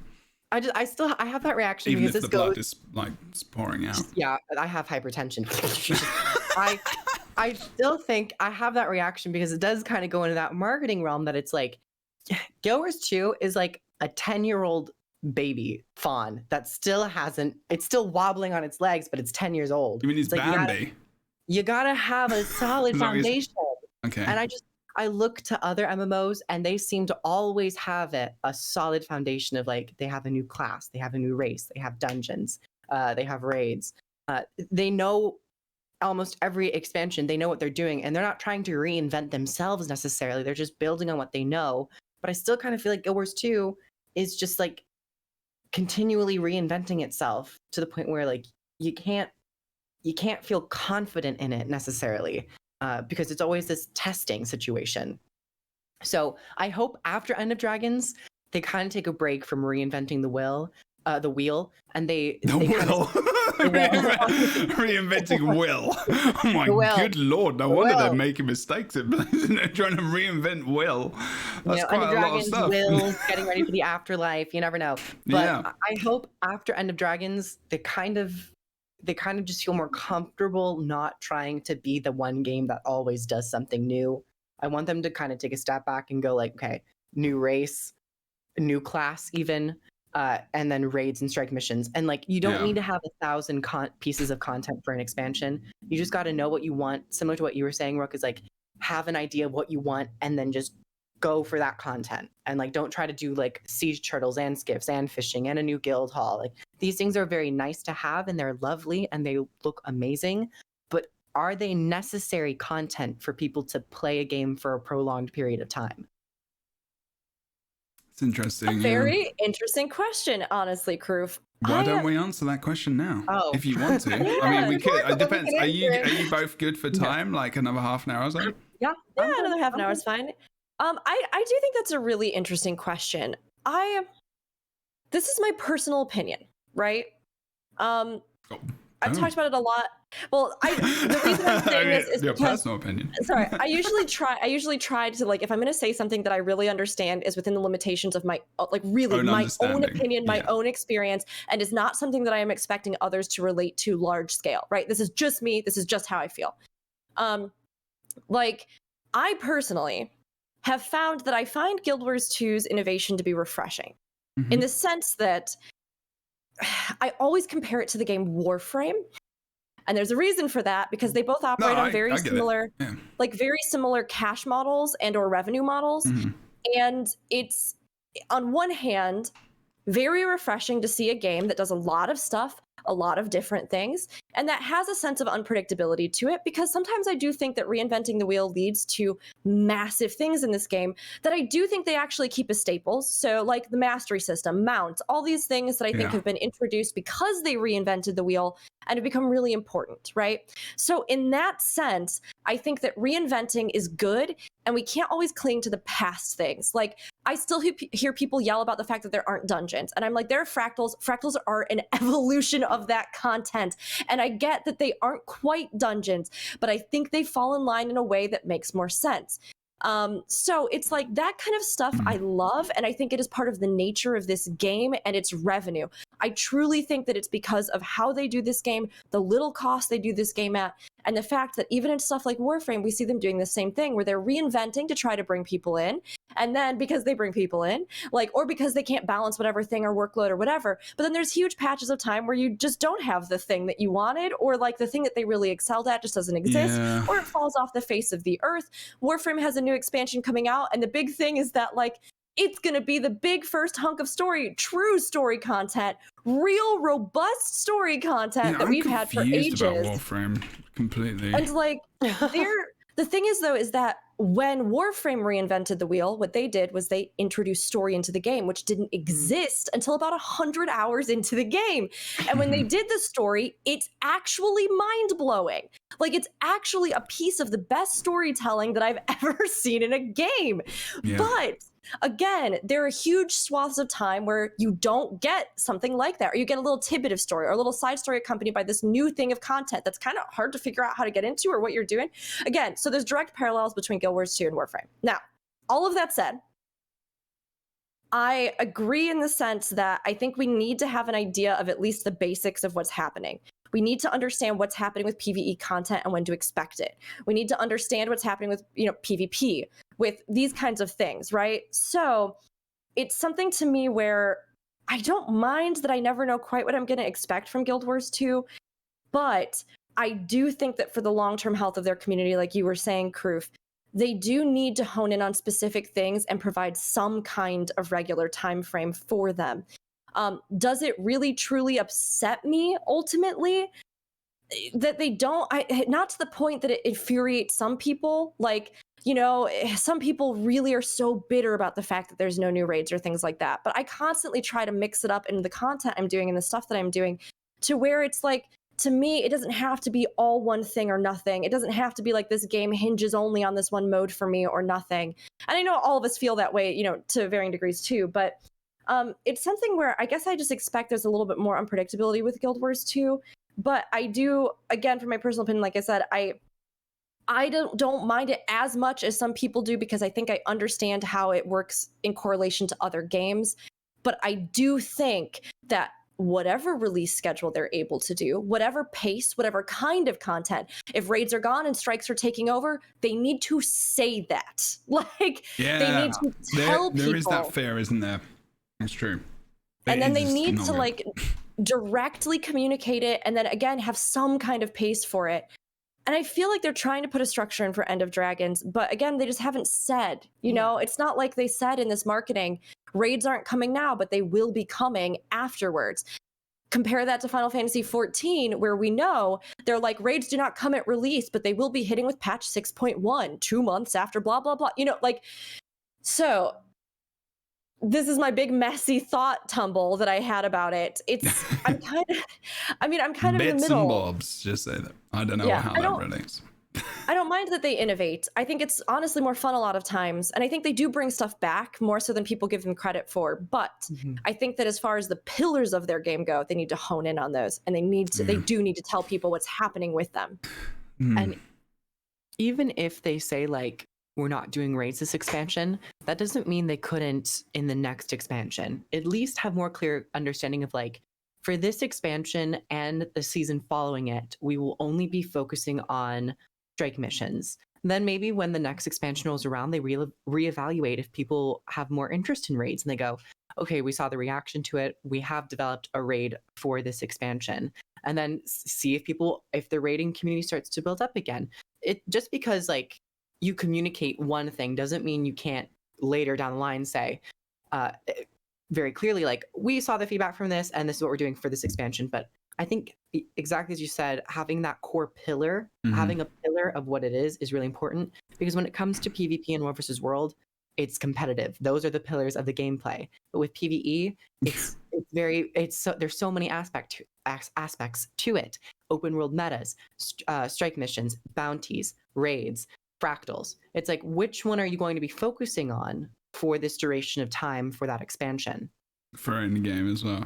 And what is the relation of this content to, you know, how the length you may spend in, like, the length of time you're spending the game. So I think a lot of people right now, pardon me, end game wise, I think a majority of people are probably in a holding pattern of like, they've got their legendaries. They've got, I mean, you know, if we're honest, in all MMORPGs, the sole reason most people are there is community. And if that isn't solid, then most people will float away. I think, you know, if you've got, I think Mighty Teapot is probably a good example of this, where, you know, and like Hardstuck, I guess, because of how much he plays the game every day. And also like the different events he organizes. At the moment, it's not really here for the content of the game specifically. Yeah. The content is what supports the community, like the Teapot stream and the community there as well. There's not many streamers in our directory that plays the game as much as he does and creates these events. And I think that, you know, as long as that exists, the game is probably okay, but they do need to do this thing where they say, the raids aren't happening anymore, and this is what we're doing. Or, like, I'm not saying that's exactly what it is, no matter what I believe, it doesn't matter. And like, you know, this is the way forward, we're doing strikes, cool, but they need some kind of, it does feel like they leave you in this place of wonderment. And it was like PvP as well. It was exactly the same, you know, they took away Pro League and like, you know, and you know, the competitive people, a lot of the competitive people left who were involved with that. And, you know, because it didn't work out in the end for what they wanted to do with it. and that's fine. But then nothing was ever said about that. And then ATs were created, and it was kind of left in this automatic state, which feels like that's going to be the future, and that's not going to go anywhere, and that's okay. I think that is done. In all honesty, that is my opinion as well. I think it should be a community thing, and that's cool. We can do stuff with it as well. How we will, like other people have done. They've done raid tournaments, they've done fractal tournaments. It's easily done. I just really do. I get confused as to why they think. I mean, the game did not launch. The game launched with the premise of not having a Trinity and not having raids and not having expansions, and it got to where it did in the first few years. Like, people knew that. They're not continually playing because because raids are a thing. That's not why people are still playing the game. There was a very minute population in the game, and they have told us this many times, that play raids. Like, they don't need to say, if they suddenly said that like raids aren't a thing anymore, I very much doubt they're going to lose a huge amount of people from the game. That's not because the game has got so much going for it anyway. I think that if anything, it will be like let's switch to this place of, like you say, strikes, and be like, get excited for that. Like you said, like Rook and Creed like earlier, show bits and bobs, show us reward, show us your plan for the future of this, because like these important game mechanics that go through. And I think Krufy made a really, really good point about the fact that, you know, Siege Turtle Mountain is wicked, but what the fuck does that do for our longevity of the game? Like, I mean, I know, like, I don't like to swear on my own podcast, and I say this to guests as well, but literally that's how I feel about it. Like, it's awesome. It's wicked. I'm hyped for the turtle, man. I think it's going to be my favorite mount. But, like, what's he going to do in the long run? I'm not going to stay in the game for a mount. But I know all these things come together and make a piece of the pie. But at the end of the day, they're not all going to last that long. Yeah, we have the pie crust, but where's the filling? Yeah, I like it. We're missing the filling. Yes, I like this metaphor you've both started to build, because I do think there's a place, like with the siege turtle, right? Like you said, it's like an ingredient in the longevity of the game, where I do think actually the amount that it encourages people to explore together, to engage with open world stuff together, to like do things like that, that is a good thing that, again, can bring somebody in. You can get a friend in, you can start playing together. But I do have to agree in that I was hoping they would come out swinging with some other kind of content, if that makes sense. Like, you know, like this is technically content and the fishing stuff, right? With fishing collections, there are a lot of things that you can do. There are hours you can spend. There's interactivity on the map. So all of that's important.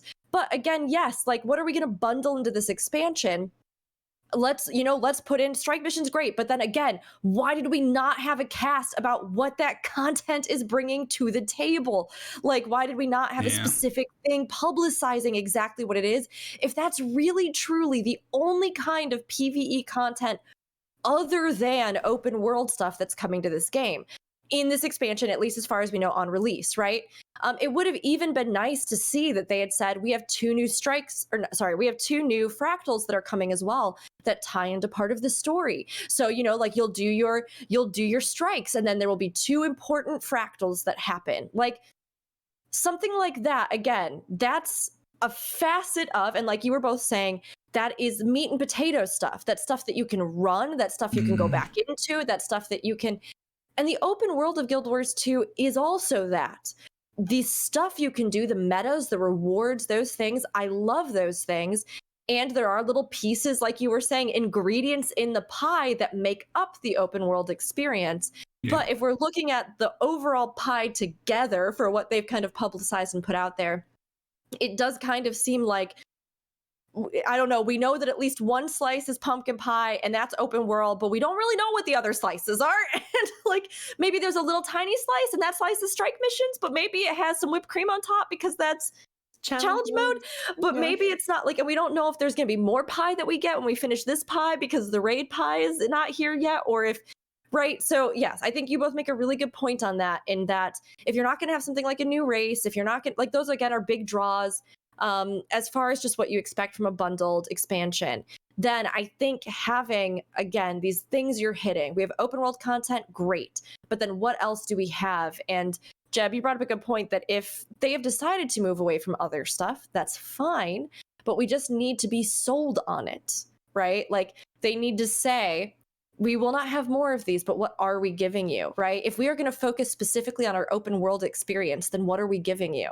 If we're going to focus on this, or that, right? So again, I think it's just a communication thing, which also ties back into some of that marketing stuff. But all that to say, again, we do have communication much more on certain fronts than we have in the past. We know a lot more about the direction and future of PvP in World versus World, which does give me hope that we will get more information about PvE balance long term and possibly as they get feedback from End of Dragons. So we might know what the whole pie is by the end. It's just that right now it's still kind of like, okay, I mean, all that stuff looks real good and really fun, and I really like it. And I am really excited.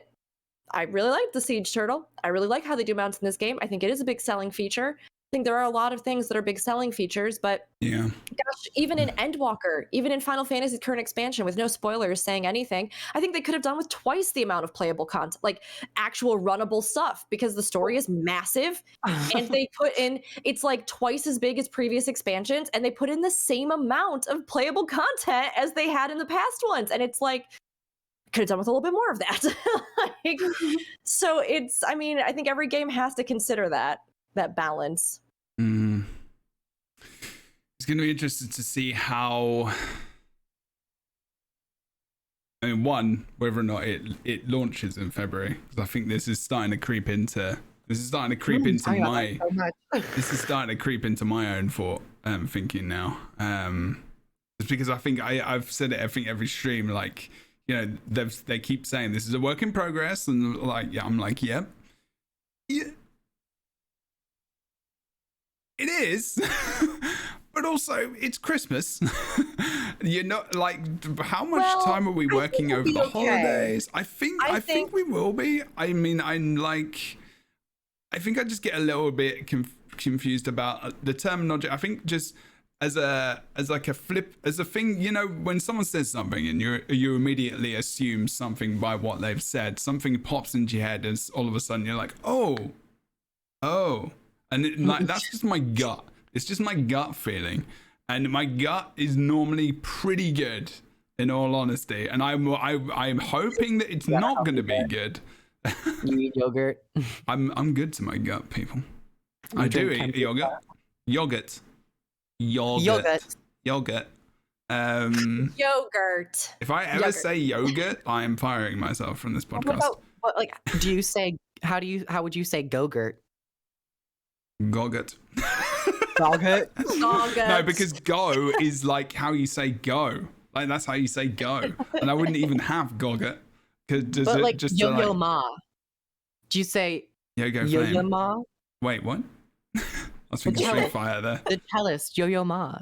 Do you say yo-yo ma? I say... I say bits and bobs. Anyway, I do that. Anyways. I do want to say that this would not be the first delay that we see in MMOs at all I don't care. This year. I legitimately don't care. Yeah. I don't actually care. I wouldn't put too much weight in them constantly saying this is still a work in progress, because, like, gosh, even when I was doing media tour stuff, we were required to put on literally everything. Of course. This is a work in progress. That is subject to change. I'm not like a fresh baby to this jam. I know, but like, Jeb, you've done a lot of it. It's more of the. I don't know why it is with this. And then maybe it is because maybe they just overemphasize at times, and I'm just like, yeah, we know, we know. You don't keep saying. There is just a feeling, and like I said, like I don't actually care. I actually think it would be better if they were at a point where they were like, I'm not sure, delay it a month. That would be probably fine. And bring Pingu. Oh God, I don't know about that. But I mean, why not if you want to? But yeah, no, I think you're right as well. But just it literally could be just like them just re-emphasizing a little bit too much, and that's the thing, and that's also okay as well. I think sometimes maybe, especially now with the amount of games that have been pushed back at times, because there is a small piece of my heart which does die every single time it happens. Because I'm just there's that little kid in me who remembers, you know, who likes to have a game launch and get excited for something, and like, you know, being a little bit disappointed is okay because it makes me more excited, and it's just like my kid part. Like, there's nothing I can do about that. It's just my kid. We all, believe it or not, everyone, we were all children at one point in time. We still have this No. part of us inside us which exists, and that's okay. No. Hence why we No. still love playing games and stuff. It's always going to be there. I was never a child. This is a job. Well, I was born are. like this. Yeah. Yeah. My poor mother. But I don't think it will be a delay. Yeah. Well, I think because they have set a specific date for their first day launch live stream celebration. I think if they were a little too worried Wait, what? even back then, because they do have an official day for the final stream is like the launch day, day one. That's like The February 22nd. something. Is it Is it February 22nd? So they have Do we think that. that's the date of launch? No, I don't think it might. The date might come a little bit after, but I think that'll be like Truth said the. it. I mean, but Well, also, Griff is if it's right not about the everything. launch, if it's not the launch, what are they going to talk about? Again, Right? well, I mean, they can change the title of the stream. I mean, That's yeah, it does. true. You're right, actually. Wait, is that what the title of the streams is? Wait, where is this? What? It's like goes to winter and spring, fall, and winter schedule. Is that it? No? There's another schedule. I'm Somewhere. gonna look it up. Fall and Yeah, I Winter would Schedule imagine it- 2021. I would Yeah. imagine yeah. it would be around then, the It's, release, right? Well, they didn't give us a day. They said late February. It's not a day. They say late February launch day celebration stream. So they Okay. have a stream set up. I guess So they yeah, could. actually, There isn't a specific date, but they have committed to that stream. I don't think they would put that there if yeah. whenever they made it, they would have said like, we can still see this being pushed back. But once again, they have pushed things back. Like they told us it was. They didn't actually. I don't think they actually told us that it was coming this year. But when they told us They it was said supposed late. to come, and then they delayed Yeah, it. they said Um, Q4. So I don't know. I don't think people should be too worried, but I don't think people should be too angry or. I don't think there will be at zealous this point. if- I if think they we're so delay it. used to it now that it's just Yeah. like if anyone did, it would just be like you're just a bit of a dick and stop being that way.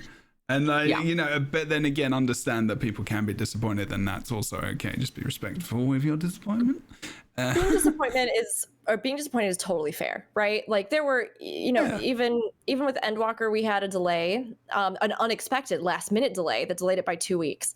And a lot of people were upset because they'd taken time off. They had rescheduled stuff for the holidays already. And because they'd rescheduled for Thanksgiving here in the States, the like weekend that they had ended up rescheduling to ended up actually being the release of Endwalker, and like all these different things where that kind of Yeah. stuff and that feeling is totally valid. What I've just been saying to everybody is like, it's totally okay if something happens to, feel the way you feel about it. But I was like, I just always want an expansion release to be remembered for the right reasons, because it was amazing, and not to be remembered because it was full of bugs and issues and problems and things that should have been checked and stuff that didn't quite happen and things that server crashes. And, it's let it be remembered for something that is a good thing. So, I mean, yeah, if they do a delay, honestly, I wouldn't be surprised. We've had 2 years of pandemic. We've had remote work. We've had all kinds of stuff. This is a big thing for them. They're trying to put a lot into this, to be honest. And you have to give them a lot of props for that, because no matter what we talk about with content stuff, they're visibly making a huge effort with this, I think, to really try and bring as much as they can to the table for players. And the future of other things, we'll just have to wait and see. But if a delay happens, it happens, It's not the end of the world. We'll figure it out and we'll reschedule. And it'll probably be better for it and better for the devs. So, yeah. Okay. I still want to know why we're going to End of Dragons. I still want to know why we're going to Cantha. It's missing. We're missing that hook. We're still missing the hook. We'll figure it out. We'll figure it out. I think a what are they gonna prologue. do? I think a prologue is week needed. before. Oh, it is absolutely needed, but is it a thing that they're gonna do? I don't know if they. So I mean, I what imagine they'll just do it in did the Final expansion. Fantasy 14 do prologues? Yes. Well, this is how it works with 14. They do it differently, right? Because almost no other game has living seasons. And I think that Mhm. living seasons are actually really neat. I actually really do like them. I like the idea of a miniature expansion told over, episodic narrative, Well, while they call that also DLC, having right?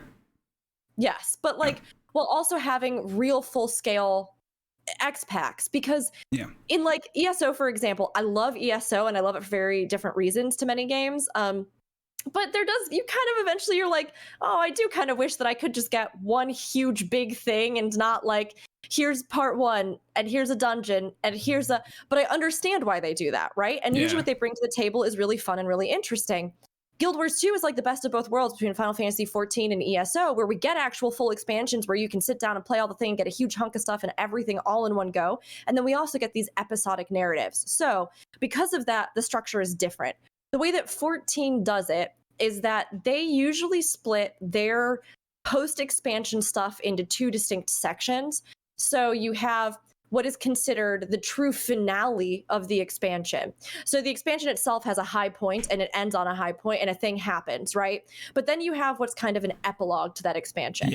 So sometimes even the epilogue can have a phenomenal high point. Like patch 5.3 was breathtaking and emotionally devastating, right? But it was the capstone on top of what happened in Shadowbringers.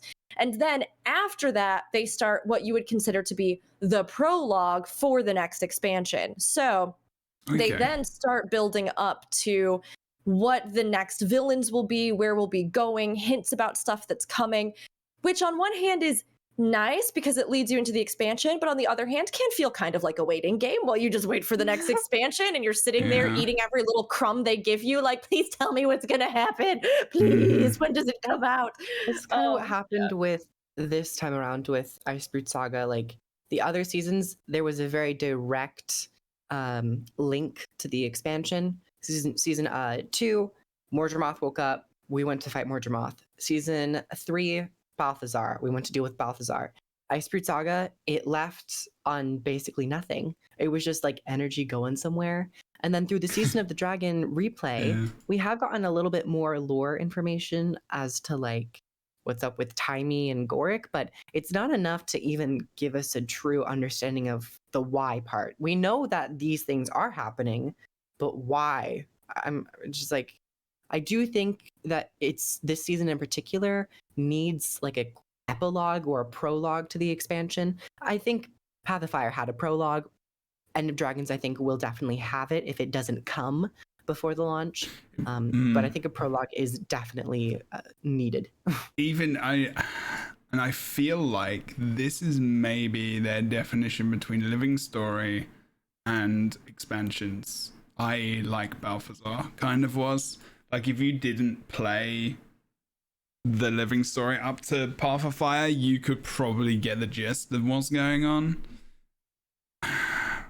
Even though we feel like that might be a thing. I feel like they're going to have a big lead in the beginning of the story for End of Dragons. I feel like this story, I feel like it should have this really, like, it's going to be different, I feel like, than Path of Fire. I feel like this is going to have, I think this is going to be quite lengthy. We already know that it's going to be quite different because of the final map. Like, we already know that the final map is going to be heavily influenced by the story and changes that happen right in the map, or something they said about that. So we already know that that is very, very different. And whether or not it's not going to, I don't think it's the same as Dragon's Stand at the moment. But like, I mean, maybe it could be, because that was really, really good, but it would be a shame to just get access for that period of time. So I don't think it will be, but I don't know. Like, it's exciting to think about that, I guess, in itself. But I feel like they're going to be doing this very differently and intentionally. And I think it's going to be its very own epic end of a story where we are going to be like, this is the end of Dragons, and this is going to be done in a way which is respectful to our own. Because if you think about everything that Guild Wars 2 is, I mean, it has been Dragons for so long, and essentially it is, because that's what the logo is. Do you know what I mean? Like, this is the game, really. I mean, the Guild Wars 2 is not really about the guilds, to be fair. It hasn't been for a long time, and it's almost like the game is very, very confusing. But I think guilds, you know, when you say Guild Wars, when you think about a guild, you think about MMORPGs, which is why I think they still named it Guild Wars 2. They probably could have just changed the name, because even guild in like the original game probably didn't make much sense other than for PvP. But, you know, the Dragonhead Wars, yeah, we'll go with that. Or just Dragon Wars. Dragon Wars, like yeah, and then just change it, the first bit, to whatever it is, Space Wars, the Boots expansion. Yeah. Spaceballs. Yeah, that was a good movie. But I feel like there will definitely be. Oh wait, there's a Guild Wars 2. Oh, there's just sorry, Call to War thing. Rewards and stuff for Guild Wars 2. I was like, there's a Guild Wars 2 post. No. I thought it was going to be something awesome during the podcast, but unfortunately it's not. But I feel like this story, it has to be pretty damn epic out compared to everything else we've had, because it's the End of Dragons, you know, it just is. And long. And it's going to be doing it. It's got to be long. It's got to. I'm not going to go with that word. Sorry. They mentioned that this, it's not confirmed, but a developer did say in passing 5 acts. Which would be I the like longest that the way they say that. expansion. Then I don't think I've ever heard them say acts before. There are acts. There are acts in the Guild Wars 2 story. Heart of Thorns had 3 or 4. Path of Fire had 3. Yeah. So if this is 5, that would be a really lengthy story. Yeah, that's fair. Much longer. I guess I barely ever hear them say those words, whereas No, it's in the game, right? Lore narrative developers, I don't think often come on to talk specifically about the structure of how they develop a story. They're there to I would give love context. them to do that though, to be honest. That would be pretty cool. Mhm. Yeah, well, I think this has just been a general chat about Guild Wars 2 Ender Dragons today, and I feel like Big the next marketing one hat. might be. Yeah, I mean, the next. So if you don't know, we're gonna kind of wrap up, but the next episode is probably going to be the last episode of the Lightbringers this year, depending on what the date is today. It's 10th, so there's only 3 more Fridays, and honestly, like, one of them is New Year's Eve, and the other one is Christmas Eve. Yeah. Pretty sure no one wants to do a podcast on those days. I want to spend my Christmas Eve with you all. In England, Christmas Eve is like a big deal. So I'm like, I will probably stream, to be fair. But I mean, I could talk about Guild Wars too. But I don't know what I'm going to be doing Christmas Eve or New Year's Eve. But I don't Christmas know. Eve is busy. Yeah, I was going to say. So next week, we'll probably have a show. We'll see if we can get Boots in. I will try and nab these 2 because it's going to be probably the last one. If I do a light, funny, random one right before Christmas, it might be with midweek, but I don't know. We'll see. We're closing out the year. It's been a long journey. Well, no, I'll leave the sappy stuff for next week. Yeah, we're not going anywhere yet. Jesus, this is the one thing I'm going to do. Like, I mean, I've got internship and like streaming less, but this is still like my job and stuff to pay the bills. So I get paid for internship, but like the podcast is the one thing that I pivot on to be here, like every week or every other week. So. If the stream goes down to anything, it would just be this podcast, and that's not gonna happen. But like, you know, this is an important thing which I love doing. And this is the 32nd episode as well. Damn. According to Josh Stripe Hayes, this is the final podcast. Oh my god, that was good. That one was good. Well done. I applaud you. Good. That was Eluin, sorry. In the chat as well. My cheeks hurt. I'm also thinking about doing more podcasts rather than game streams, and talking to people more in future, and actually getting people into games and talking to them about the games, and some of them may be Final Fantasy 14. So maybe we will get Kroof, and maybe we will get as well. Not for Final Fantasy 14. Because it sounds like we're at a very similar stage in the games, like doing dungeons and stuff, and then having Rook as like the Final Fantasy 14 legend and knowledge beast to guide us through. I'll send you both cute little like sprout plastic things you can put on your headset, and then I'll have the little mentor Burger King crown. Yeah. Cool. I'm a Lalafell, so.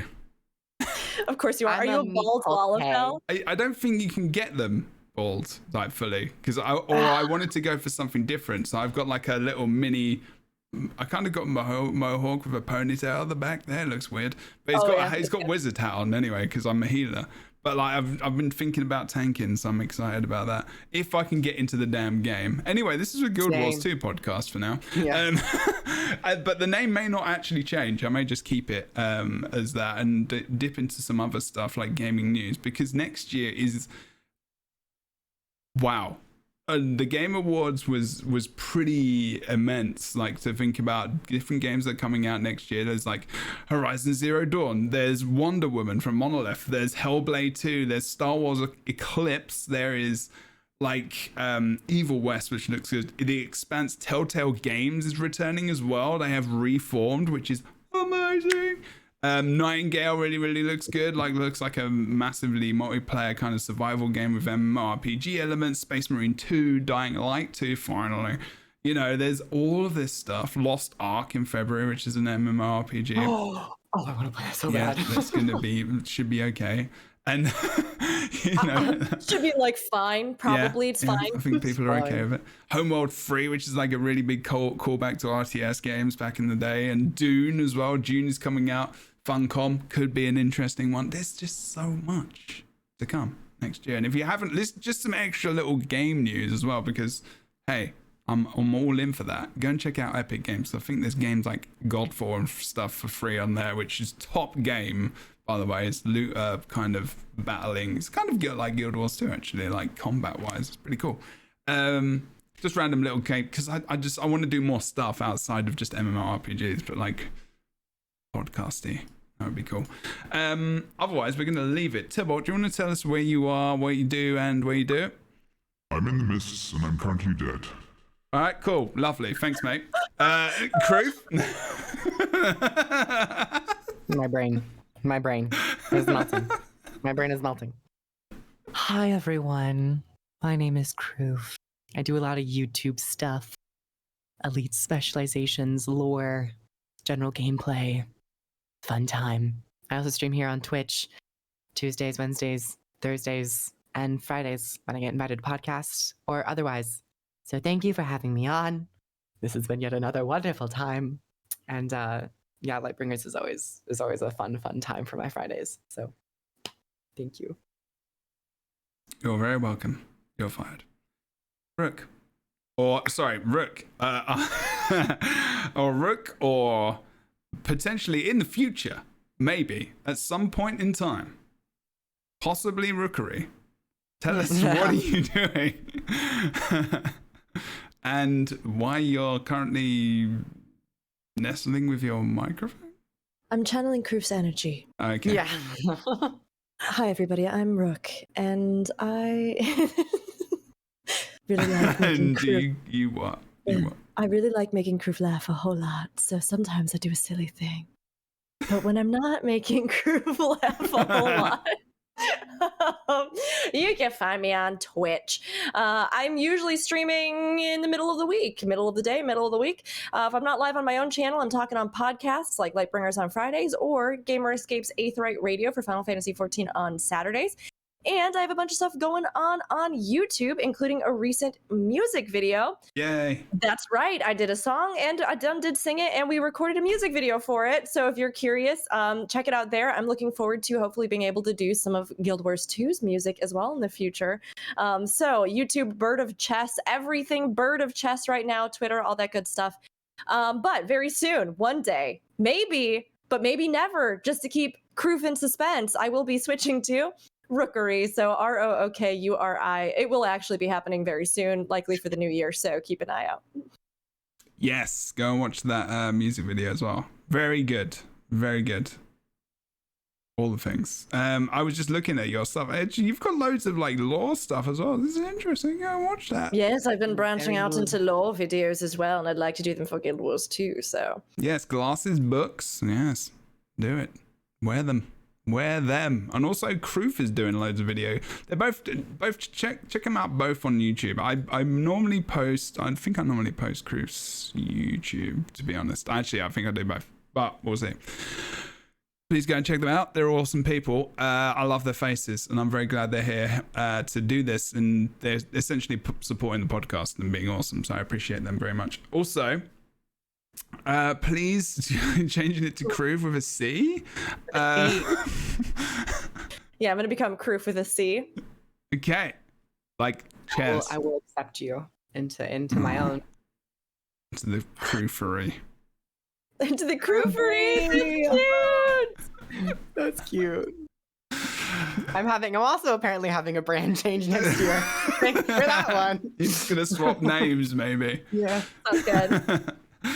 Actually, yeah, you could do that as a massive troll.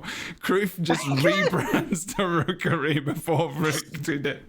And it just You know what? I'm gonna write that down somewhere. you gotta stop telling people because someone will do it. All right. Sorry, I won't plant that seed. I won't plant that seed oh wow. We're doing I'm gonna good. water it. Wow, Jebro. Water that. Way to make it so that I can't get the name I need on it. Wow. Oh dear.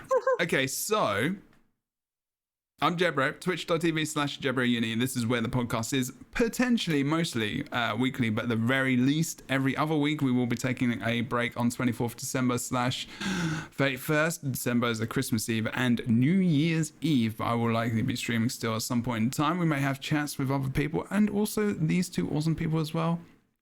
Between now and then, potentially last episode next week. Come and join us. We'll talk about Guild Wars 2 in 2022. We'll see how many people have made that video before we've done the podcast, which could be interesting. So please, if you want to go and follow me, I would very much appreciate that. I am a mental health counsellor in training. I counsel, I got to stop saying in training. I am a counsellor now, counselling people. Okay, that is what I do. I'm an intern though, so we're always training. So I don't do this. I don't get paid for it. I'm still at school trying to get licensed. Just so if you do want to support the channel, you know what to do. Subscribe, donate, do all the things if you would like to. Otherwise, I just appreciate your face being here, listening, or watching with your eye holes. Goodbye. Yeah, that's I really had to breathe. I had to breathe through that last one. That was Beetlejuice but I really, vibes. really hope they're not just eye holes. Well, actually, there is a bird, a pelican or something like that, that has bones in their eyes because of the amount of velocity that they travel into the water to get fish. They need to have bones surrounding their eyes so that they don't basically explode when they hit the water. Very interesting. Bones surrounding it. It's called the orbital bone. No, it's not that. Isn't this one kind of like on some dinosaurs, how it has that like ringy thing? Yeah. It's like a little Like ball, put in? which the Yeah. eye kind of flops in there. Oh. Flops in there. Well, if you're a pelican, watch with your weird bone eye holes. Yes. Thank you very much. Okay. Gonna lead out with the only song that feels appropriate, if I can find it. Prickle Patch Hollow. Think of the Prickle name. Patch Hollow. And if people, I was gonna say they're already doing the dance. So we're there.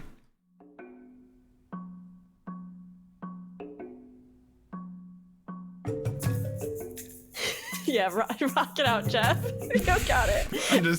I'm just like, I don't know what to do. I'm gonna get my quaggin out.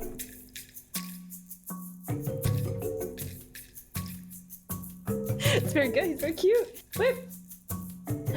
Quaggin' love. This is my only paraphernalia. It's still good though. You're just getting random good ones too. Things. I'm struggling here. I'm trying to keep up.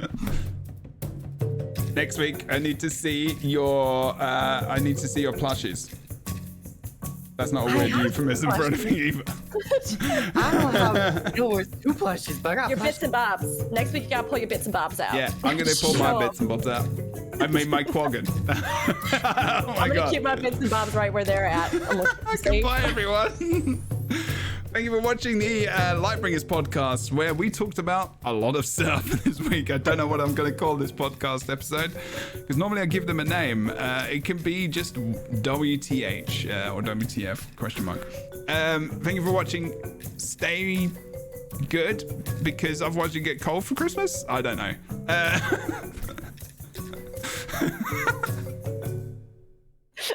Goodbye, everyone.